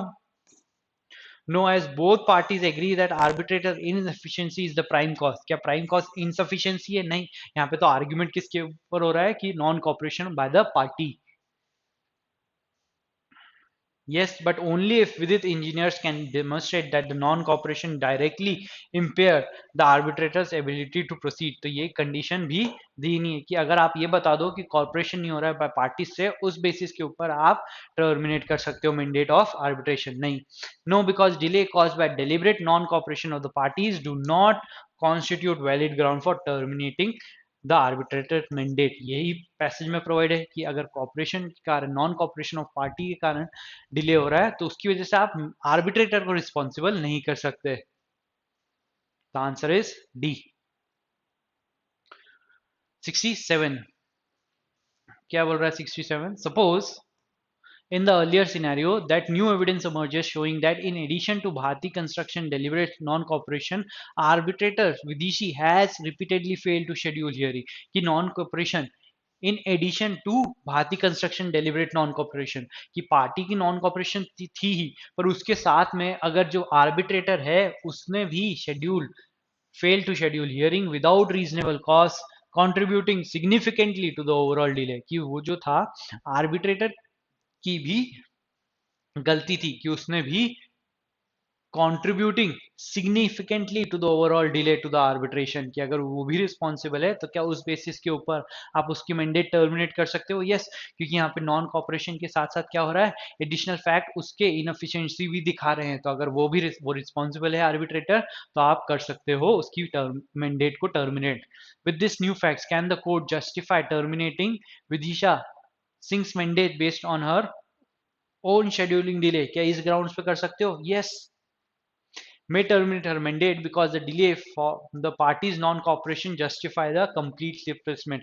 ये क्या बोल रहा है कि आप टर्मिनेट कर सकते हो क्योंकि non cooperation by the party ही सोल उसी ग्राउंड पे आप टर्मिनेट कर सकते थे कि वो जस्टिफाइबल ग्राउंड था. तो ऐसा है क्या? नहीं. The court will not terminate her mandate because any delay regardless of its source should not lead to termination. क्या बोल रहा है? Because any delay regardless of source, कि किसी भी कारण हो आप टर्मिनेट नहीं कर सकते, should not lead to termination. ऐसा है क्या? नहीं, क्योंकि टर्मिनेट तो कर सकते हो अगर इन एफिशिएंसी शो हो तो. The court may terminate her mandate as her scheduling delay are sufficient and independent of the delay cause by Bharti non cooperation. फिर डी क्या बोल रहा है? Can not terminate her mandate because the predominant delay is cause by deliberate non cooperation. क्या बोल रहा है? Predominant की जो major portion of the delay is, उसका रीजन क्या है? Non cooperation of the party. पर ऐसा है क्या? नहीं. उन्होंने क्या बोला है कि जो उसने जो उसके पार्ट पे था उसकी भी इक्वली रिस्पॉन्सिबिलिटी और वो भी कंट्रीब्यूटिंग सिग्निफिकेंटली तो ओवरऑल, तो उसने भी रिस्पॉन्सिबल है. तो उसके कारण हम ये नहीं बोल सकते कि सिर्फ पार्टी का नॉन कॉपरेशन है इसलिए हम नहीं कर सकते. Answer would be C. Assertion: the amendment under Section 29A of the Arbitration and Conciliation Act 1996 impose a strict cap of 18 years. क्या कोई strict cap है? उसके आगे आप extension ले ही नहीं सकते क्या? With no possibility of extension, नहीं, कोर्ट के थ्रू आप extension ले सकते हो. तो this is false. Section 29A allows the arbitrator or either party to approach the court for an extension beyond the 18 months period if they can establish sufficient cause. तो ये true है, तो हमारा आंसर क्या होगा? Option D, assertion is false but reason is true. Section A, question number 69. Under the amended Arbitration and Conciliation Act 1996, which of the following scenarios would result in automatic termination of the arbitral tribunal's mandate? कब होगी? Arbitral tribunal renders its award 10 years 10 months after completion of the pleading. तो ये तो within the time frame है, तो इसमें mandate होगी क्या? टर्मिनेट नहीं. The parties mutually agree to extend the mandate by additional 6 months and the termination and the tribunal renders it awarded 17 months. तो within the time period है कि 12 महीने के बाद 6 महीने का एक्सटेंशन ले सकते हैं by mutual agreement of the parties. The tribunal continues with the arbitration proceedings with no award even after 19 months from the date of pleading without any application from a court granted extension. किया 19 months तक उन्होंने कुछ नहीं करा, तो 18 months के बाद ही क्या होगा? एक्सटेंशन तो खत्म हो जाएगा. The tribunal approaching the 18 months limit but obtains an extension from court. तो एक्सटेंशन ले लिया 18 months के कंप्लीशन होने से पहले ही, तो वो क्या ऑटोमेटिक टर्मिनेशन होगा? नहीं. तो आंसर क्या होगा? सी, क्योंकि उसमें क्या बोला है? 19 मंथ्स तक चला है उसमें. Continues with the arbitration proceeding with no award even after 19 months from the date of pleading without any application for the court. कि 12 मंथ्स के बाद आप 6 मंथ्स का पार्टीज खुद एक्सटेंशन दे सकती थी, पर उसके बाद तो आपको कोर्ट के पास जाना है, और अगर 1 मंथ उसमें भी आपका एक्सटेंड हो गया है विदाउट कोर्ट्स एक्सटेंशन, तो क्या वो वैलिड होगा? नहीं. आफ्टर 12 मंथ्स वो ऑटोमेटिकली टर्मिनेट हो जाएगा. तो आंसर क्या होगा? सी. Now passage number 4. Passage number 4 is talking about Waqf Amendment Act 2025 must be examined in the light of various constitutional and statutory provision that defines the scope of religious freedom, secular regulation and property administration. वक्फ क्या है कि आप Muslims law में आपने वक्फ का concept देखा होगा कि उसमें क्या है, कोई भी पर्सन या मुस्लिम पर्सन अपनी प्रॉपर्टी को फॉर रिलीजियस या चैरिटेबल पर्पस यूज करने के लिए दे सकता है, और उसको फिर हम क्या बोलेंगे? वक्फ बोलेंगे, वक्फ प्रॉपर्टीज. और वक्फ बोर्ड का भी कॉन्स्टिट्यूशन बताते हैं. अब क्या बोल रहा है? Article 25 clause 1 of the constitution guarantees to all individuals the freedom of conscience and the right to freely profess practice propagate religion. Religion के राइट के बारे में बता रहा है. However, this right is expressly subject to Article 25, Clause 2, Subclause A, which permits the state to regulate or restrict any economic, financial, political, secular activity associated with the religious practice. क्या है? Article 25 में आपको freedom of religion तो दे रहा है कि आप अपना रिलीजियस को प्रैक्टिस कर सकते हो, प्रोफेस कर सकते हो, प्रोपोगेट कर सकते हो, बट क्या एब्सोल्यूट है? नहीं. उसमें अगर रिलीजियस एक्टिविटीज को छोड़ के कुछ भी फाइनेंशियल या सेक्युलर उससे एसोसिएटेड एक्टिविटीज है तो उसको स्टेट रेगुलेट कर सकता है. Additionally, 26 में confers upon every religious denominations the right to manage its own affair in matters of religion, establish and maintain institution of for religious और charitable purposes. अब क्या बोल रहा है? डिनोमिनेशन क्या है कि कोई भी रिलीजन के अंदर कोई भी एक सेक्ट है, उसको अगर अपना खुद का कुछ इंस्टीट्यूशन मेंटेन करना है या फिर स्टैब्लिश करना है तो वो कर सकता है. And own and administer property in accordance with the law. कि क्या बोल रहा है कि अगर आप लॉ के अकॉर्डिंग उसको अपनी प्रॉपर्टी को प्रॉपर्टी खरीद भी सकता है वो डिनोमिनेशन और इंस्टीट्यूशन, और उसको मैनेज भी कर सकता है, पर वो किसके अकॉर्डेंस होना चाहिए? लॉ के अकॉर्डेंस में होना चाहिए. Yet, this right too are subject to public order, morality and health. Waqf Act as amended is a legislation traceable to entry 10 and entry 28 of the concurrent list. क्या आपने list के बारे में पढ़ा होगा 7 शेड्यूल में? एक स्टेट लिस्ट होती है, एक यूनियन लिस्ट होती है, एक कॉन्करेंट लिस्ट होती है. यूनियन लिस्ट में उस मैटर्स के ऊपर यूनियन गवर्नमेंट ही, पार्लियामेंट ही लॉ बना सकती है. स्टेट लिस्ट में स्टेट लेजिस्लेचर बना सकती है, और कॉन्करेंट लिस्ट में दोनों के पास अथॉरिटी होती है कि वो कर सके. Which allows both Parliament and the state legislatures to make law concerning religion and charitable endowments, as well as trust and their administration. Parliament's competence to legislate in this field has been upheld so long as the law regulates secular administration, not essential religious practice. क्या बोल रहा है यहाँ पे? Parliament's competence to legislate in this field has been upheld so long as the law regulates secular administration and not essential religious practices. क्या आपके पास law में parliament या लेजिस्लेचर को क्या पावर है लॉ बनाने की? वो किस मैटर्स पे बना सकते हैं? सेक्युलर एडमिनिस्ट्रेशन, कि आप जो है रिलीजियस प्रैक्टिस को अफेक्ट ना करते हुए उसके जो आउटस्कर्ट्स में जो भी नॉन रिलीजियस प्रैक्टिसेस है या एडमिनिस्ट्रेशन ऑफ सेक्युलर एक्टिविटीज है उसको कर सकते हो.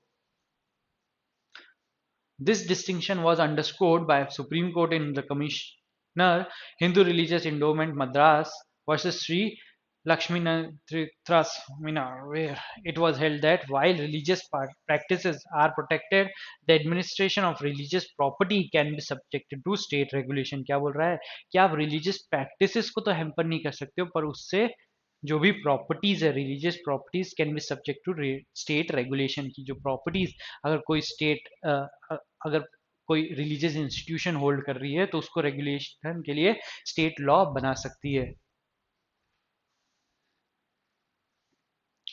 Further, under Section 2, Clause C, Subclause 4 of the Prevention of Corruption Act 1988 and Section 21 of the IPC, now BNS, public servants include person managing religious endowments when entrusted with public duties. However, sitting judge of the constitutional courts are excluded from this category, reinforcing that not all persons involved in public or religious institutions are subject to general public accountability. फिर क्या बोल रहा है? Ultimately, any legislation including the Waqf Amendment Act must comply with the basic structure doctrine led by Keshavananda Bharti.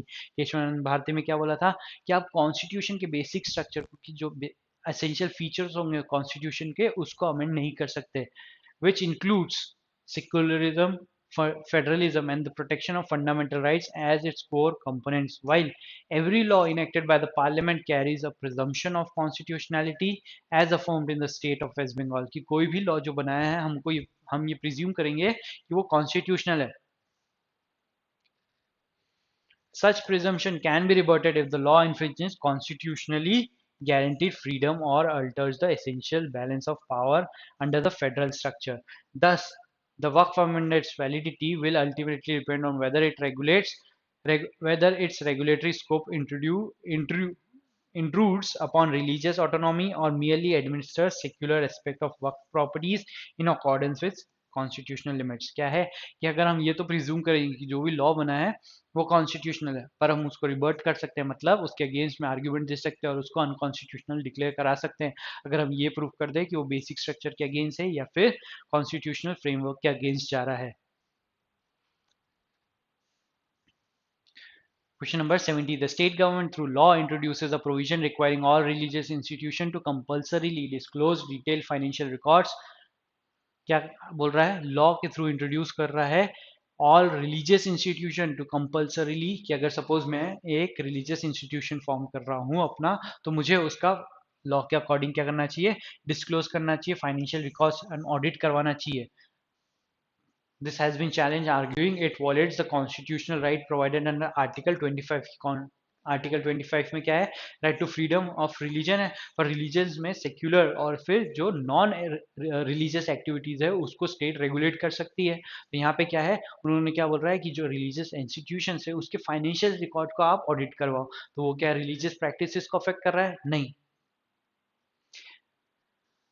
They claim it infringes upon their autonomy by interfering with religious practices. तो क्या religious practices को interference हो रही है यहाँ पे? नहीं.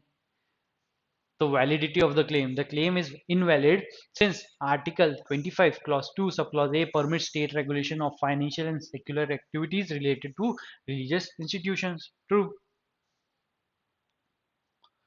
Their claim is valid as Article 25 protects religious freedoms from any form of regulation. नहीं. Their claim is valid as financial transparency is not proven to be essential religious practice. अब ये इतना स्टेटमेंट अगर हम देखें, financial transparency is not proven to be an essential religious practice, तो ये तो सही है, बट क्या ये लिखना द क्लेम इज वैलिड सही है क्या? नहीं, क्योंकि क्लेम तो इनवैलिड है, पर यहाँ पे जो आप स्टेटमेंट बोल रहे हो वो ट्रू हो सकता है, बट क्या वो स्टेटमेंट ये सही बोलेगा कि क्लेम वैलिड हो जाएगा इस स्टेटमेंट के कारण? नहीं. Their claim is invalid as the law explicitly targets religious practices directly. क्या यहाँ पे लॉ रिलीजियस प्रैक्टिस को टारगेट कर रहा है? नहीं, वो तो सेक्युलर एडमिनिस्ट्रेशन ऑफ जो फाइनेंशियल रिकॉर्ड्स है उसको कर रहा है। तो फाइनेंशियल रेगुलेशन इज अलाउड, क्योंकि वो रिलीजियस प्रैक्टिसेस को अफेक्ट नहीं कर रहा है। तो आंसर होगा ए। 71. The Waqf Amendment Act 2025 mandates that all Waqf properties used primarily for religious worship must now obtain prior state approval for changing prayer scheme. क्या बोल रहा है कि वक्फ प्रॉपर्टीज को जो आप यूज कर रहे हो, तो वहां पे अगर आपको प्रेयर का कुछ स्कीम है या रिचुअल्स जो परफॉर्म कर रहे हो, तो उसमें अगर चेंज करना है तो वो भी आपको स्टेट का अप्रूवल चाहिए रहेगा। तो क्या आप प्रेयर के रिस्पेक्ट में या फिर रिचुअल्स को परफॉर्म करने में आप क्या कर रहे हो यहाँ पे, अगर रेगुलेशन कर रहे हो तो वो क्या करेगा, रिलीजियस प्रैक्टिसेस को अफेक्ट करेगा और वो की गलत होगा। Asserting this ensures public order and communal harmony. क्यों? उनके रिलीजियस प्रैक्टिस या रिचुअल्स या प्रेयर्स की स्कीम्स को आप चेंज करने के लिए अप्रूवल देने से क्या पब्लिक ऑर्डर को मेंटेन करोगे? नहीं, इसका कोई रिलेशन ही नहीं है। Religious group challenge this as unconstitutional interference. Validity क्या होगी? The claim is invalid, clearly allow state regulation of any religious practices, activities impacting public order। कि आप कोई भी religious activity को regulate कर सकते हो अगर वो public order को hamper करे, पर क्या यहाँ पे public order hamper हो सकता है? नहीं।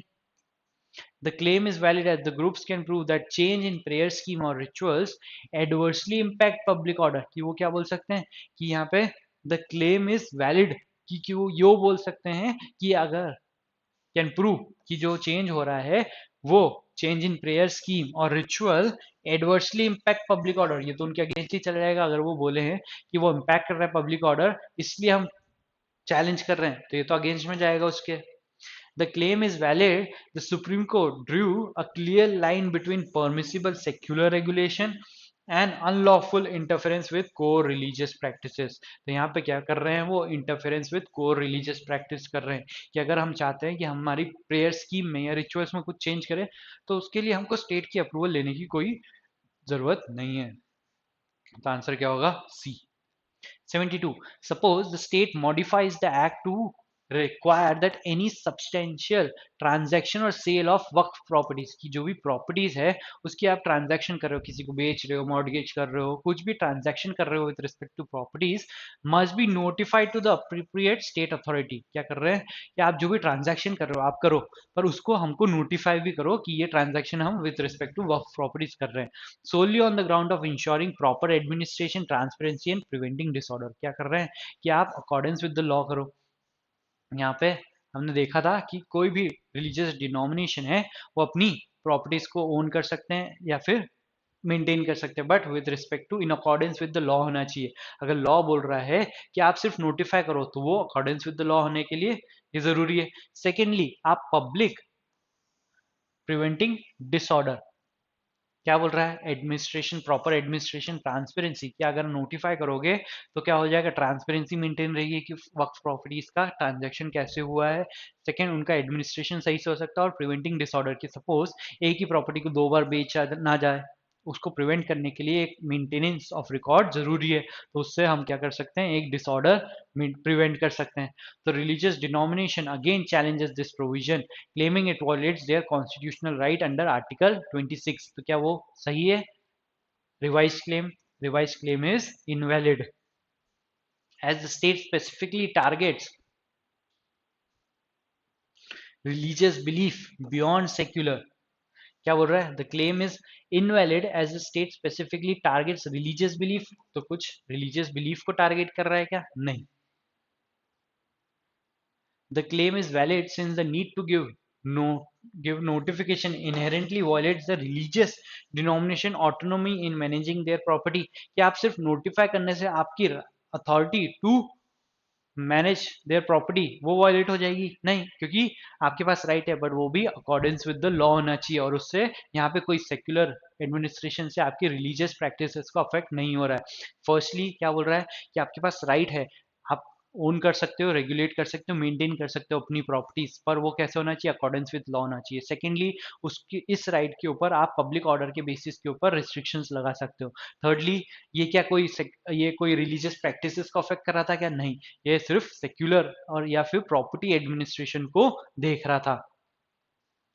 The claim is valid as the denomination explicitly demonstrate that transacting or selling property is essential to their religious practices. क्या religious practices में आएगा? नहीं. The claim is invalid as regulation of the property transaction sale clearly pertains to secular administration and done to protect public order. तो ये सही होगा. Answer is option D. 73. Which of the following cannot be inferred regarding? तो कौन सा हम नहीं infer कर सकते? Article 22, Clause 2, Subclause A permits the state to regulate secular activities associated with the religious practice, including Waqf administration. तो ये तो हम कर सकते हैं. The Waqf Act falls under entry 1028 of the concurrent list, allowing state. ये भी कर सकते हैं. Administration of Waqf properties is an essential religious practice, completely immune from state regulation. क्या आप administration of Waqf properties कर ही नहीं सकते? Absolute, क्योंकि वो essential religious practice में आ रहा है? नहीं. So this cannot be inferred. Under the basic structure doctrine, the act could be struck down if it intrudes upon religious autonomy or disturb the federal balance. तो ये क्योंकि क्या है बेसिक स्ट्रक्चर में आ जाएंगे, तो अगर कोई एक्ट उसको इंट्रूड कर रहा है तो आप उसको अनकॉन्स्टिट्यूशनल डिक्लेयर करा सकते हो. तो आंसर क्या होगा? सी. 74. Which of the following factual scenario is not consistent with the constitutional and statutory framework governing the Waqf Amendment Act 2025? The act requires the Waqf board to maintain audited. कि अगर हम क्या पूछ रहे हैं यहाँ पे कि कौन से ये फैक्चुअल सिनेरियोज में हम बोल सकते हैं कि ये कॉन्स्टिट्यूशनल या फिर जो अमेंडमेंट आया है उसके अगेंस्ट में है. द एक्ट रिक्वायर्स कि अगर सपोज एक्ट ने ये बताया होता कि requires the Waqf board to maintain audited accounts and submit annual financial reports to the state government thereby regulating the secular administration of the Waqf property. कि अगर वक्फ अमेंडमेंट एक्ट ने ये बताया होता कि जो वक्फ बोर्ड है उसको एक ऑडिट कराना पड़ेगा और रिपोर्ट स्टेट गवर्नमेंट को देनी पड़ेगी, तो ये क्या कंसिस्टेंट होगा with the constitutional framework? Yes. तो हम इसको क्या बोल सकते हैं? ये आंसर होगा नहीं. B. The act bans the public call to prayer azan at any waqf managed mosque, treating it as a secular administration regulation. ये क्या कर रहा है कि एक्ट अगर ये बोले कि वो बैन कर रहा है पब्लिक कॉल टू प्रेयर की अजान करना at any Waqf manage mosque, जो भी मॉस्क अंडर द वक्फ होगा उसमें आप अजान के लिए कॉल नहीं कर सकते. तो वो क्या हो जाएगा? अजान क्या है? रिलीजियस प्रैक्टिस है उनकी, तो उसमें आप इंटरफेयर कर रहे हो. तो क्या एक्ट ये कर सकता है क्या? नहीं. अगर ये कर रहा है तो हम क्या बोलेंगे कि वो रिलीजियस प्रैक्टिस को इंटरफेयर कर रहा है, इंट्रूड कर रहा है. तो ये अगेंस्ट या फिर not consistent with the constitutional framework होगा. A trustee of Waqf property is prosecuted under the Act in their capacity as public servant entrusted with managing a religious endowment. तो ये भी हम consistent है. A sitting judge is expressly excluded from any proceedings. तो this can also be inferred. तो हमारा answer क्या होगा? Option B. Passage number 5. Passage number 5 क्या बोल रहा है कि अगर सोशल मीडिया पे आप कोई पोस्ट को लाइक कर रहे हो तो क्या वो हम बोल सकते हैं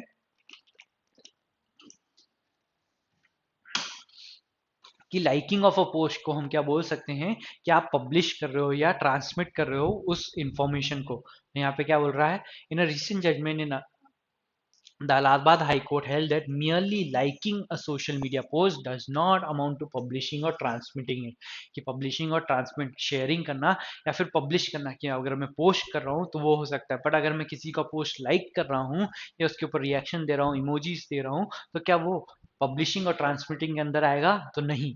Therefore does not attract section 67 of the Information Technology Act. The case involved petitioner Imran Khan, who was accused of inciting unlawful assembly through social media activity. Section 67 of the IT Act provides that whoever publishes or transmits or causes to be published or transmitted in electronic form. क्या बोल रहा है? कोई भी जो publish करेगा या transmit मतलब शेयर करेगा, आप अपलोड करोगे, पब्लिश करोगे, या फिर ट्रांसमिट मतलब शेयर करोगे, या कॉजेस टू बी पब्लिश या फिर किसी और के थ्रू कराते हो पब्लिशिंग या ट्रांसमिशन, कि किसी और के थ्रू आप कुछ करा रहे हो इन electronic form any material which, ये कैसा कराना है आपको? पब्लिश कराना है कैसा, या ट्रांसमिट कैसे कराना है? इन electronic form any material which is lascivious or appeals to prurient interest, or if its effect is such as to tend to deprave and corrupt person who are likely having regard to all relevant circumstances to read. कि आप किसको corrupt करोगे? जो कि इसको पढ़ सकता है, देख सकता है, सुन सकता है. The matter contain and embodied in it shall be punished on first conviction. कि अगर आप ये ऑफेंस कर रहे हो 67 का, तो आपको फर्स्ट कन्विक्शन की, जब आपको ये गिल्टी मान लिया गया इस ऑफेंस के लिए, फर्स्ट कन्विक्शन मतलब आप एक बार आपने ऑफेंस किया और उसमें आपको पनिशमेंट के लिए सेंटेंस देंगे, तो वो फर्स्ट कन्विक्शन के लिए कितना सेंटेंस दे सकते हैं? Imprisonment of either description for a term which में एक्सटेंड टू 3 years, कि अप टू 3 years आपको दिया जा सकता है, एंड विथ फाइन विच में एक्सटेंड टू 5 lakh, कि आपको 3 साल तक की सजा हो सकती है, उसके साथ साथ आपको 5 लाख तक का फाइन हो सकता है. And in the event of second और सब्सिक्वेंट कन्विक्शन, कि आपने एक बार ऐसा ऑफेंस किया सेक्शन 67 में, तो आपको फर्स्ट कन्विक्शन होगी.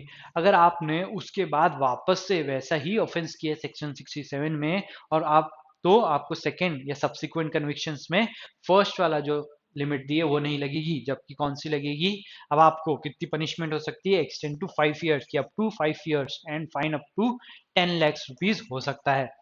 The offence is specifically tied to sexually explicit content. क्या बोल रहा है ये? क्या आप बोल रहे हो कि आप कोई भी विच इज लैशुअस और अपील्स टू प्रूडेंट इंटरेस्ट, तो ये कौन सा होता है? सेक्सुअली ऑब्सीन कंटेंट होना चाहिए. And the section does not apply to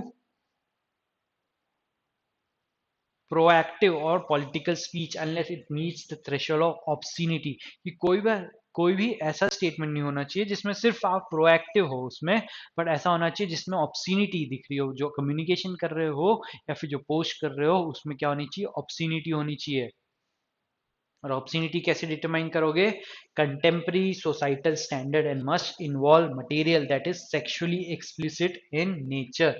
तो सेक्सुअली एक्सप्लिसिट नेचर होना चाहिए उस कंटेंट का, तब आप बोल सकते हो, आप सेक्शन 67 की एम्बिट में उस कंटेंट को ला सकते हो. The court also distinguish between different forms of digital interaction, noting that publication means, publication क्या होता है? The material is available to the general public.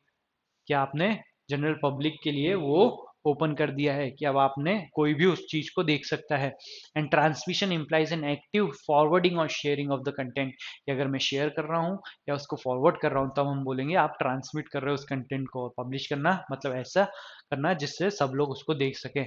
This definition does not include passive engagement such as likes और reaction, की अगर post के ऊपर आपने like करा या रिएक्शन करा तो वो इसमें नहीं आएगा.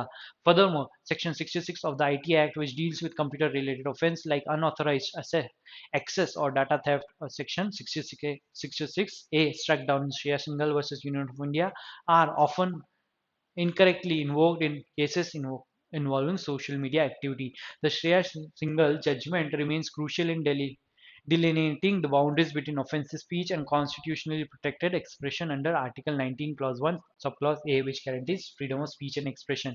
The court held that the vague and subjective standards of what is offensive and annoying cannot form the basis of criminal liability online. कि अगर आप सिर्फ वेगनेस के बेसिस के ऊपर ऑफेंस मान रहे हो तो वो नहीं कर सकते हो, आपको स्पेसिफिक रीजंस होने चाहिए.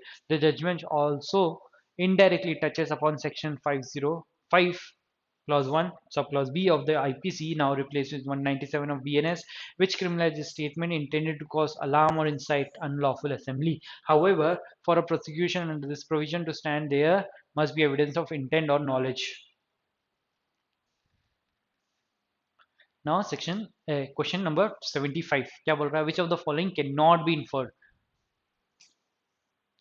Sharing or forwarding sexually explicit content online even without original authorship. कि अगर आपने उस कंटेंट को बनाया नहीं है या वो कंटेंट आपका नहीं है, बट आप सिर्फ शेयर कर रहे हो और ट्रांसमिट या फॉरवर्ड कर रहे हो, तो क्या ये ट्रांसमिटिंग में आ सकता है? और क्या transmitting of sexually explicit content के लिए आपको लाइबल किया जा सकता है? यस, में अट्रैक्ट पेनल्टीज अंडर सेक्शन 67. तो ये तो इन्फर कर सकते हो आप. Social media posts led to disruption of public order as it received a large number of likes, hence it can be prosecuted under section 67. section 67 के लिए obscene होना चाहिए, sexually explicit content होना चाहिए, बट यहाँ पे सिर्फ क्या बताया है कि उसको बहुत सारे likes मिले जिसकी वजह से क्या है? disruption of public order हो रहा है, तो उसकी वजह से हम क्या उसको 67 में कर सकते हैं? नहीं. तो ये cannot be inferred. Section 67 of the IT Act applies to original material which is sexually explicit and not the sexual material created by the use of artificial intelligence.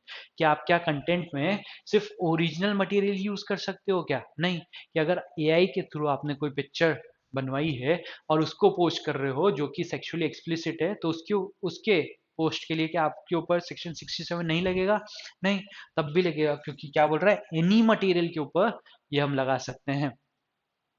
Any material which is लेस्बियस, कि अगर कोई भी material अगर लेस्बियस है या फिर obscene होगा या फिर सेक्सुअली एक्सप्लिसिट कंटेंट होगा, उसके ऊपर उसके शेयरिंग के लिए या फिर उसको पब्लिकेशन के लिए आपको हम चार्ज कर सकते हैं अंडर सेक्शन 67। उसके लिए ये रिक्वायर्ड नहीं है कि वो ऑफेंस वो जो कंटेंट है ओरिजिनल फोटो हो या फिर वीडियो हो, उसके लिए आप एआई का यूज भी अगर किया है तो भी सेक्शन 67 अप्लाई हो सकता है।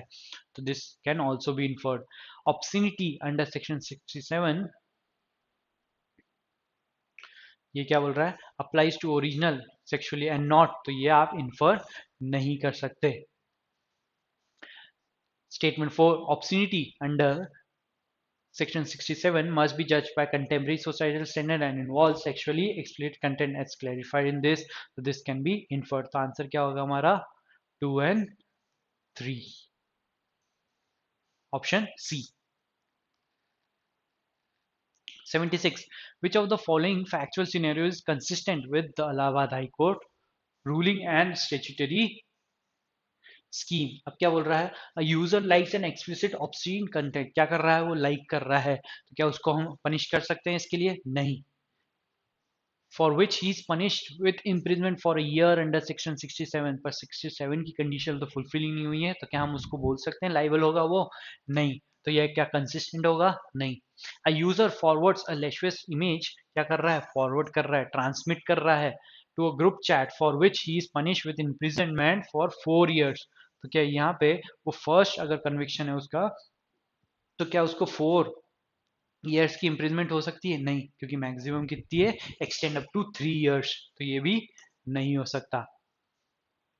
A user repost कर रहा है an obscene clip he found online to his own timeline of social media for which he is punished with imprisonment for 15 days। क्या हो रहा है यहाँ पे, 15 days के लिए उसको imprisonment दी है और फाइन ऑफ 100 रुपीज किया है, तो क्या कर सकते हैं? यस, क्योंकि एक्सटेंड अप टू 3 years है, तो मिनिमम लिमिट दी है कि आपको minimum 1 years up to 3 years करना है। नहीं, अप टू 3 years में कोई सा भी पीरियड हो सकता है, एंड अप टू 5 लाख में कोई सा भी अमाउंट हो सकता है। तो अगर उसने रीपोस्ट किया है, जिसमें मतलब हम बोल रहे हैं ट्रांसमिट करा है या पब्लिश करना इंक्लूड हो जाएगा, तो वो लायबल होगा। After completion of the sentence he is again punish, कि उस ऑफेंस के लिए after completion of the sentence of the like act, कि उसने वापस सेक्शन 67 का ऑफेंस किया है, तो अगर सेकेंड ऑफ कन्विक्शन है तो उसमें उसको 5 years तक का हो सकता है और 10 लाख का हो सकता है फाइन, तो ये करेक्ट है। 4 क्या बोल रहा है, a user clicks like on a political rally announcement that calls for unlawful assembly, तो यहाँ पे 505 का ऑफेंस हो सकता है, पर क्या पे 505 के लिए आपको कोई पनिशमेंट दी है? नहीं। Passage does not provide any punishment with respect to 505, तो यहाँ पे हम ये नहीं बोल सकते जो प्रोविजन है 67 में पनिशमेंट दी है पैसेज में, तो दिस इज ऑल्सो रॉन्ग। तो हमारा कौन सा होगा answer? Option B, only 3। 77. An online discussion forum managed by Vidhan allows users to post। अब क्या कर रहा है, allowed by allows users to post videos। The forum has an automated filter that flags potential inappropriate content for moderator review।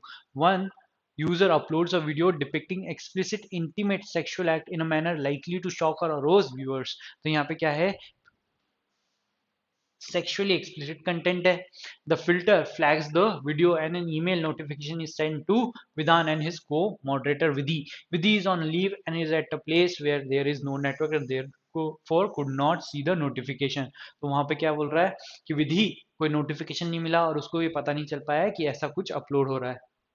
Vidhan, preoccupied with other work, briefly glances at the flag video and assuming it is not serious does not review the full content or remove it। The video remains accessible to all users including minors for 2 weeks who if anyone can be held liable under section 67। तो यहाँ पे क्या बोल रहा है, किस किस को आप लायबल कर सकते हो, एक जो यूजर है उसने अपलोड किया, और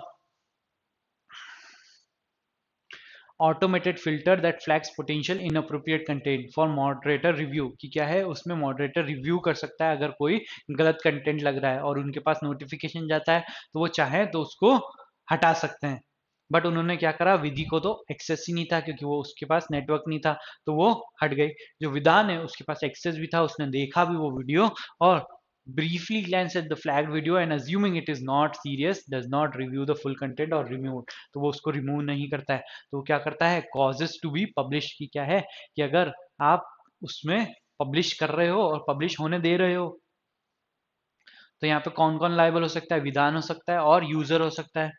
Only the user who uploaded the video, since neither Vidhan or Vidhi actually watched the full video or intended to publish it, कि उनकी कोई इंटेंशन नहीं थी, बट वो क्या कर रहे हैं, उसको कॉजेस टू बी पब्लिश होने में हेल्प कर रहे हैं, कि वो हेल्प कर रहे हैं ना, रिव्यू ना करके, उसको रिमूव ना करके, उन्होंने क्या करा, वो कॉजेस टू बी पब्लिश कर रहे हैं। कि पैसेज में हमारे पास क्या है 67 में, whoever publishes transmits और causes to be published और transmitted, तो यहाँ पे ये क्या कर रहा है विधान, causes to be publishes, की वो क्या कर रहा है, अलाउ कर रहा है किसी चीज को, ऑप्शन को पब्लिश होने में। बोथ विधान एंड विधि होंगे क्या, नहीं, विधि की तो कोई रिस्पॉन्सिबिलिटी थी नहीं क्योंकि उसने देखा ही नहीं। विधान, since he was notified and had the opportunity to review and remove the video but failed to do so, thereby causing it to be published, क्या किया उसने, causing it to be published।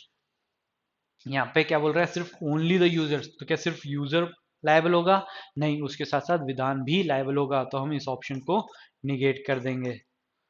Neither विधान nor विधि, कोई भी liable नहीं होगा क्या इन दोनों में से, नहीं, हमारा आंसर क्या होगा, option C. 78, Vidhan uploads a digital photograph depicting sexual post to a public social media page, क्या कर रहा है, the due to platforms content monitoring system the uploaded photo is not immediately visible to any user, कि किसी को भी वो users को विजिबल नहीं हो रही है, होती है, कि क्या है, कोई भी अगर कोई अपलोड करता है कुछ चीज उस सोशल साइट पे, तो पहले वो क्या होता है, साइबर क्राइम मॉनिटरिंग यूनिट के पास जाता है, उनको ही विजिबल होता है, उसकी अप्रूवल के बाद ही वो अपलोड होता है। तो अगर अप्रूवल नहीं मिलेगी तो अपलोड नहीं होगा, अपलोड नहीं होगा तो पब्लिकेशन नहीं माना जाएगा। It is seen by the general public. Within an hour, a concerned officer, as part of the cybercrime monitoring unit, detects the photo while browsing for illegal content. The officer registered a case under 67। तो क्या 67 में case हो सकता है क्या, कि अगर publication ही नहीं हुआ है अभी, तो क्या आप बोल सकते हो सेक्शन 67 लग सकता है, नहीं।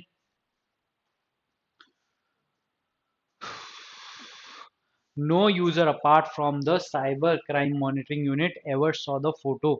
Based on the principle provided in the passage, is Vidhan liable under section 67। विधान के लाइबल होने में क्या जरूरी है, पब्लिकेशन ऑफ ऑब्सीन कंटेंट या फिर सेक्सुअली एक्सप्लिसिट कंटेंट। तो यहाँ पे क्या पब्लिकेशन हुआ है, ट्रांसमिशन की तो हुई नहीं बात, पब्लिकेशन हुआ है क्या, पब्लिकेशन की क्या है कि जनरल पब्लिक को वो अवेलेबल हो, बट क्या जनरल पब्लिक को अवेलेबल हुई है, नहीं, because before that monitoring unit को अप्रूवल देना है, और अगर वो नहीं देते हैं तो किसी भी यूजर को वो नहीं दिखती है। तो यहाँ पे अगर नहीं दिखी है तो there is no publication and hence we can not apply section 67।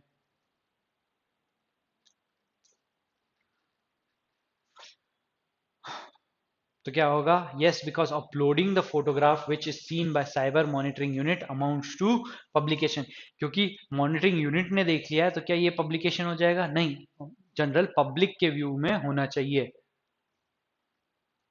No, because the photograph was only seen by an officer of cybercrime monitoring unit and not by any member of the public, कि public के लिए available नहीं थी, hence there is no publication।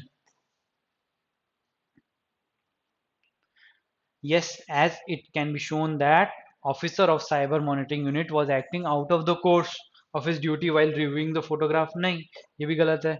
D क्या बोल रहा है, no, because the post was deleted before it could be seen by anyone apart from the law enforcement agency। तो क्या डिलीट हुई है, नहीं, अभी तो अपलोड ही नहीं हुई है।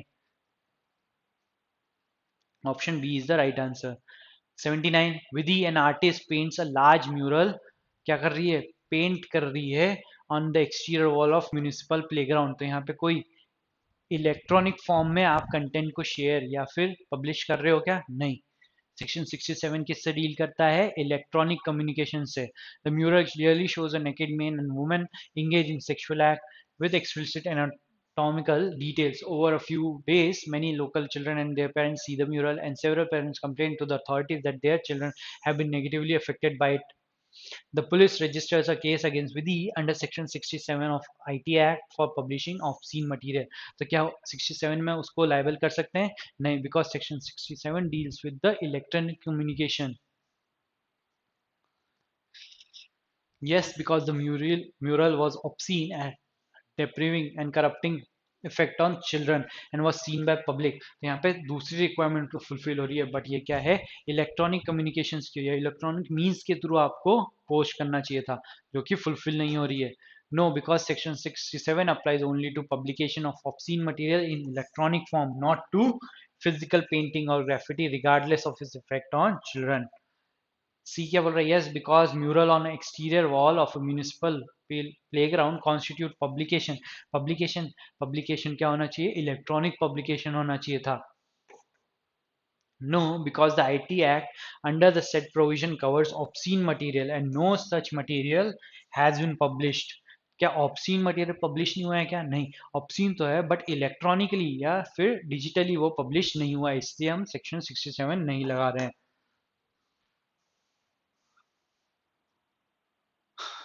Question number 80. Suppose instead of painting a mural of a naked man and woman, Vidhi paints a large QR code. अब क्या कर रही है वो? instead of painting the obscene material on the wall, वो क्या कर रही है? QR code paint कर रही है on the exterior wall of the municipal playground and request to scan it. कोई भी person उसको scan करे. This QR code when scanned with the smartphone leads directly to sharing of an online image showing a naked man and woman engage in sexual explicit act. क्या कर रहा है कि जैसे ही आप वो क्यूआर कोड को स्कैन करोगे, पेंटिंग किसकी बनाती है? क्यूआर कोड की बनाती है, और उसको वो लिखती है कि आप इसको स्कैन करो. तो जैसे ही कोई भी उसको स्कैन करता है, उससे वो क्या कर देते हैं? वो शेयर कर देते हैं एक सेक्सुअली एक्सप्लिसिट कंटेंट. तो यहाँ पे क्या कर रहा है?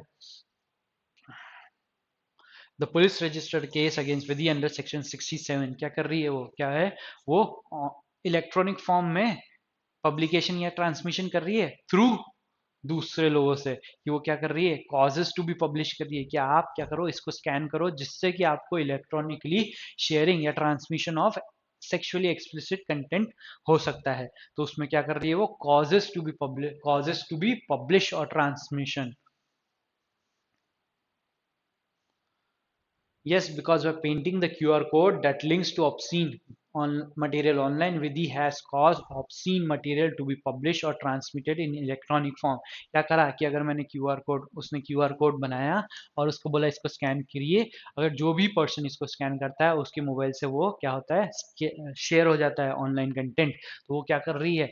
कॉजेस टू बी ट्रांसमिटेड और causes to be published in online form, की ऑनलाइन मटेरियल था, उसको सिर्फ वो यहाँ से स्कैन करा के दूसरों को बोल रही है कि इसको शेयर करो, कि उसके थ्रू, दूसरों के थ्रू वो स्कैन करा के शेयर करा रही है या फिर पब्लिकेशन करा रही है.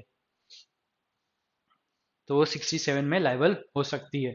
ठीक है, आंसर क्या होगा? A. No, because Vidhi did not directly upload और ट्रांसमिट द ऑब्सीन हरसेल्फ. तो वो क्या कर रही है? सिर्फ इसी ग्राउंड के ऊपर आप रिजेक्ट कर सकते हो क्योंकि वो खुद नहीं कर रही है? नहीं, क्योंकि वो दूसरे तक थ्रू पब्लिकेशन या ट्रांसमिशन करा रही है, तो उसके लिए भी वो लाइबल होगी. आप क्या बोल रहे हैं? No, because QR code is a physical painting and section 67 does not apply to physical act. कि आप फिजिकल एक्ट के ऊपर अप्लाई नहीं करते हो, पर उसके उसके थ्रू वो क्या कर रही है? ऑनलाइन पब्लिकेशन या ट्रांसमिशन करा रही है, तो इसलिए हम उसको लाइबल कर सकते हैं. Yes, because with he personally created and hosted the online platform. अब यहाँ पे इसके बारे में कुछ हमको पता नहीं है कि ऑनलाइन प्लेटफॉर्म को भी उसी ने क्रिएट किया है या नहीं. वो सिर्फ क्या कर रही है? उसके क्यूआर के थ्रू वो स्कैन करवा के दूसरों से पब्लिश या ट्रांसमिशन करा रही है. और इसकी लाइबिलिटी इस बेसिस पे नहीं हो सकती since she was in control of it, कि उस सोशल प्लेटफॉर्म की वो कंट्रोल में थी, इसलिए उसको हम लाइबल कर रहे हैं. हमारा क्या है? क्योंकि लीगल ग्राउंड क्या है कि वो दूसरों के थ्रू पब्लिकेशन या transmission of sexually explicit content करा रही थी, इसलिए हम उसको लायबल कर रहे हैं। Passage number 6. The concept of furlough and parole in Indian criminal law stems from the Prisons Act 1894, the Prisoners Act 1900, and respective state jail manuals. Both are form of temporary release for the convict under specified condition aimed at maintaining good behavior and ensuring reintegration in society. Parole is a temporary suspension of a sentence granted for a specific reason such as medical emergencies or family obligation. अब क्या बोल रहा है कि कोई भी person अगर prison में है तो उसके लिए उस प्रिजन का जो टेम्परी पीरियड होगा उसको अगर सस्पेंशन कराना है, टेम्परेरी सस्पेंशन कैसे हो सकता है, परोल के थ्रू हो सकता है या फिर फरलो के थ्रू हो सकता है। परोल जैसे जो भी पर्सन है प्रिजनर है उसको कब मिल सकती है, स्पेसिफाइड कंडीशंस पे सच एज मेडिकल इमरजेंसी और फैमिली ऑब्लिगेशन की। सपोज उसकी तबीयत बहुत खराब है तो उसको हॉस्पिटल में एडमिट करना है तो उसको परोल के थ्रू कर देंगे। सपोज उसके घर में किसी की डेथ हो गई है और इमीडिएटली उसको जाना है क्योंकि वो सोल पर्सन वो वही पर्सन है जो वो सारी सेरेमनीज कर सकता है, तो उस बेसिस के ऊपर उसको परोल दी जा सकती है। फरोल फरलो क्या होती है, furlough is a periodic release granted as a matter of right to break the monotony of imprisonment provided the convict meets eligibility criteria. First कौन सी है, टेम्परेरी बेसिस पे आप यहाँ पे इमरजेंसीज की कंडीशन में आप परोल ले सकते हो। जो दूसरी है फॉलो, उसमें क्या है, आप रेगुलर पीरियड पे एक आपको टाइम पीरियड दिया जाएगा कि इसमें आपको रिलीज मिल सकती है या टेम्परेरी रिलीज मिल सकती है from imprisonment. The Delhi Prison Rules 2018, which governs parole and furlough in National Capital Territory, introduced a deviation from general rule that executive authorities exercise discretion over such release. अब क्या करा, 2018 के rules में क्या करा गया, चेंज किया गया। जनरल रूल क्या था कि एग्जीक्यूटिव जो है अथॉरिटीज एक्सरसाइज डिस्क्रिशन ओवर सच रिलीजेस, की एग्जीक्यूटिव के पावर के अंडर पावर है कि वो कब किसी प्रिजनर को रिलीज अंडर परोल या फरलो कर सकते थे, बट इसको उन्होंने चेंज करा और क्या लिखा है, फरलो can not be granted by executive if an appeal against conviction is pending before the High court, कि अगर सपोज अपील उसकी पेंडिंग है कन्विक्ट की तो उसको आप फरलो नहीं दे सकते, एग्जीक्यूटिव उसको नहीं दे सकता फॉलो। और if the period for filing an appeal has not been expire, कि सपोज एक trial court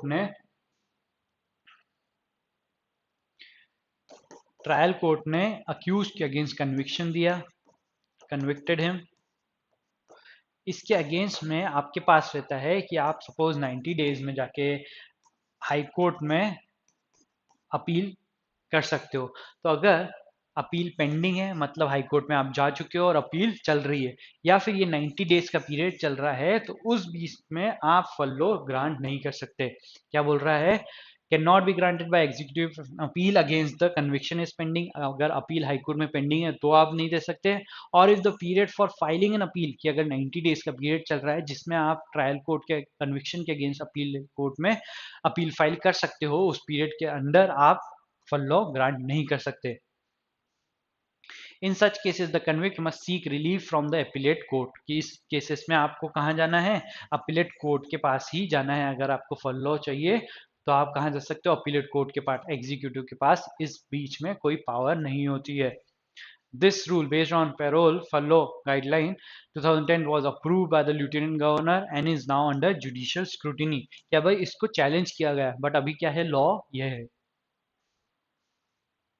the Delhi high court without keeping the rule in abeyance, क्या है, इसको चैलेंज किया है बट अभी तक इसको क्या बोल रहे हैं, without keeping the rule in abeyance, की इसको स्टे लगाए बिना अभी तक उसको, without keeping the rule in abeyance, की अभी तक उसको स्टे नहीं लगाया, कि उसके ऊपर रोक नहीं लगाई है, रूल चल रहा है और उसके ऊपर हम असेस कर रहे हैं whether this rule is violates article 14, कि उसकी वैलिडिटी को हम चैलेंज कर रहे हैं, पर अभी तक हमने उस रूल के ऊपर उस स्टे नहीं लगाया, कि हमने उसके ऊपर रोक नहीं लगाई है, हम उसको असेस कर रहे हैं उसकी वैलिडिटी को, पर अभी वो एप्लीकेबल है। Violates Article 14 or Article 21 of the Constitution. The key legal issue is whether denying for law on the sole ground of a pending appeal despite good conduct contravenes the reformative approach of the to criminal justice. The Supreme Court, in cases such as State of Haryana versus Mohinder Singh, has emphasized that follow is not a privilege but a right subject to prescribed condition and cannot be denied arbitrarily. कि आपके privilege नहीं है, right तो है, पर उसमें आपको conditional है कि कंडीशनल राइट है कि जब कंडीशंस फुलफिल होगी तब मिलेगा, बट आप उसके ऊपर आर्बिट्री डिनायल नहीं कर सकते. The legal framework regarding the suspension of sentence and temporary release is also shaped by constitutional provision. Article 161 of the Constitution grants the governor the power to suspend or remit sentences subject to judicial review. Governor के पास क्या है power to suspend और remit the sentence की कोई भी अगर convict को sentence grant हुई है वो उसको गवर्नर क्या कर सकता है सस्पेंड कर सकता है या रिमिट कर सकता है. When a case is pending before appellate court, the executive cannot suspend the sentence as it would interfere with judicial power. इन्होंने क्या करा कि हम क्या पढ़ रहे थे पहले फॉलो का, अब बोला कि गवर्नर के पास रिमिट या सस्पेंड करने की पावर है, बट इस केस में क्या बोला कि अगर उसकी अपील पेंडिंग है तो आप ये नहीं कर सकते, सस्पेंड नहीं कर सकते उसका सेंटेंस को. The issue is not unique to Delhi. The Supreme Court observed that several states prohibited furlough and parole during appeal, requiring convict to seek relief from judiciary instead of executive. ठीक है, अब क्या है question number 81. Vidit Kumar, a convict known for his good behavior while serving a sentence in Delhi, applies for furlough to attend his daughter's wedding. However, Vidit has a pending appeal. अगर pending appeal है तो क्या वो कर सकता है executive against his conviction. Despite his commendable conduct, with this application is challenged by the prisoner authorities who rely on this.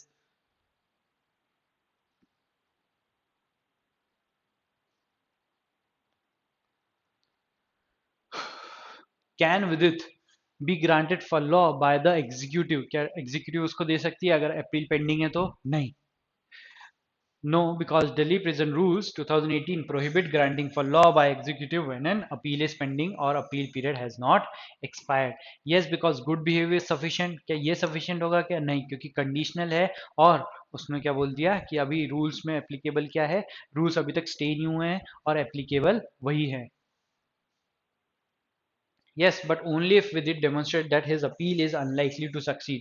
ये बताना, ये अगर बता देगा कि उसकी सक्सीड नहीं हो पाएगी तो ये कंडीशन है क्या नहीं, अगर अपील पेंडिंग है जब डिसाइड होगी तब देखा जाएगा, पर अगर पेंडिंग है तो उसको फॉर लॉ एग्जीक्यूटिव नहीं दे सकता. No, because the executive lacks any discretion in for law matters and all for law decisions must be referred to appellate court.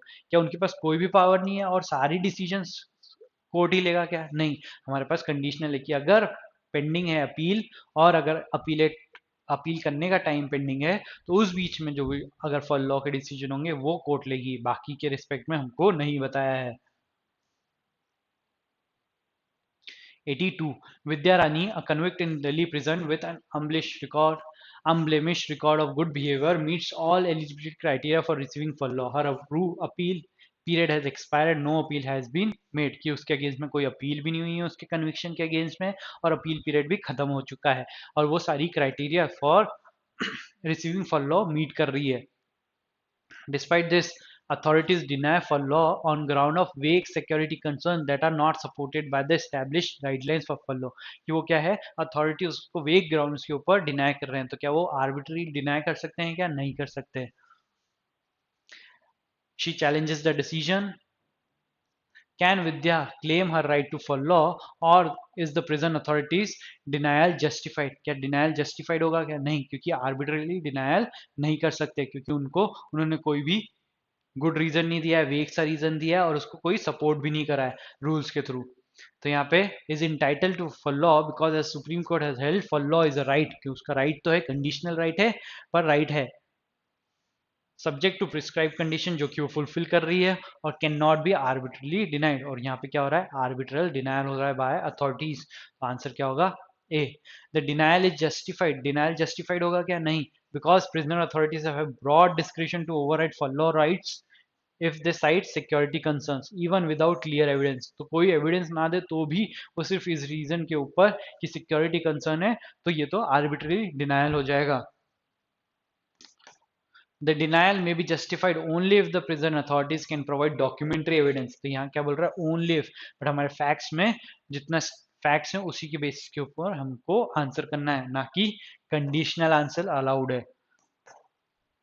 D, Vidya Rani's right to follow is conditional upon independent review by appellate authority। तो ये तो requirement ही नहीं है क्योंकि appeal pending नहीं है, ना appeal करने का टाइम है। तो आंसर क्या होगा? ए।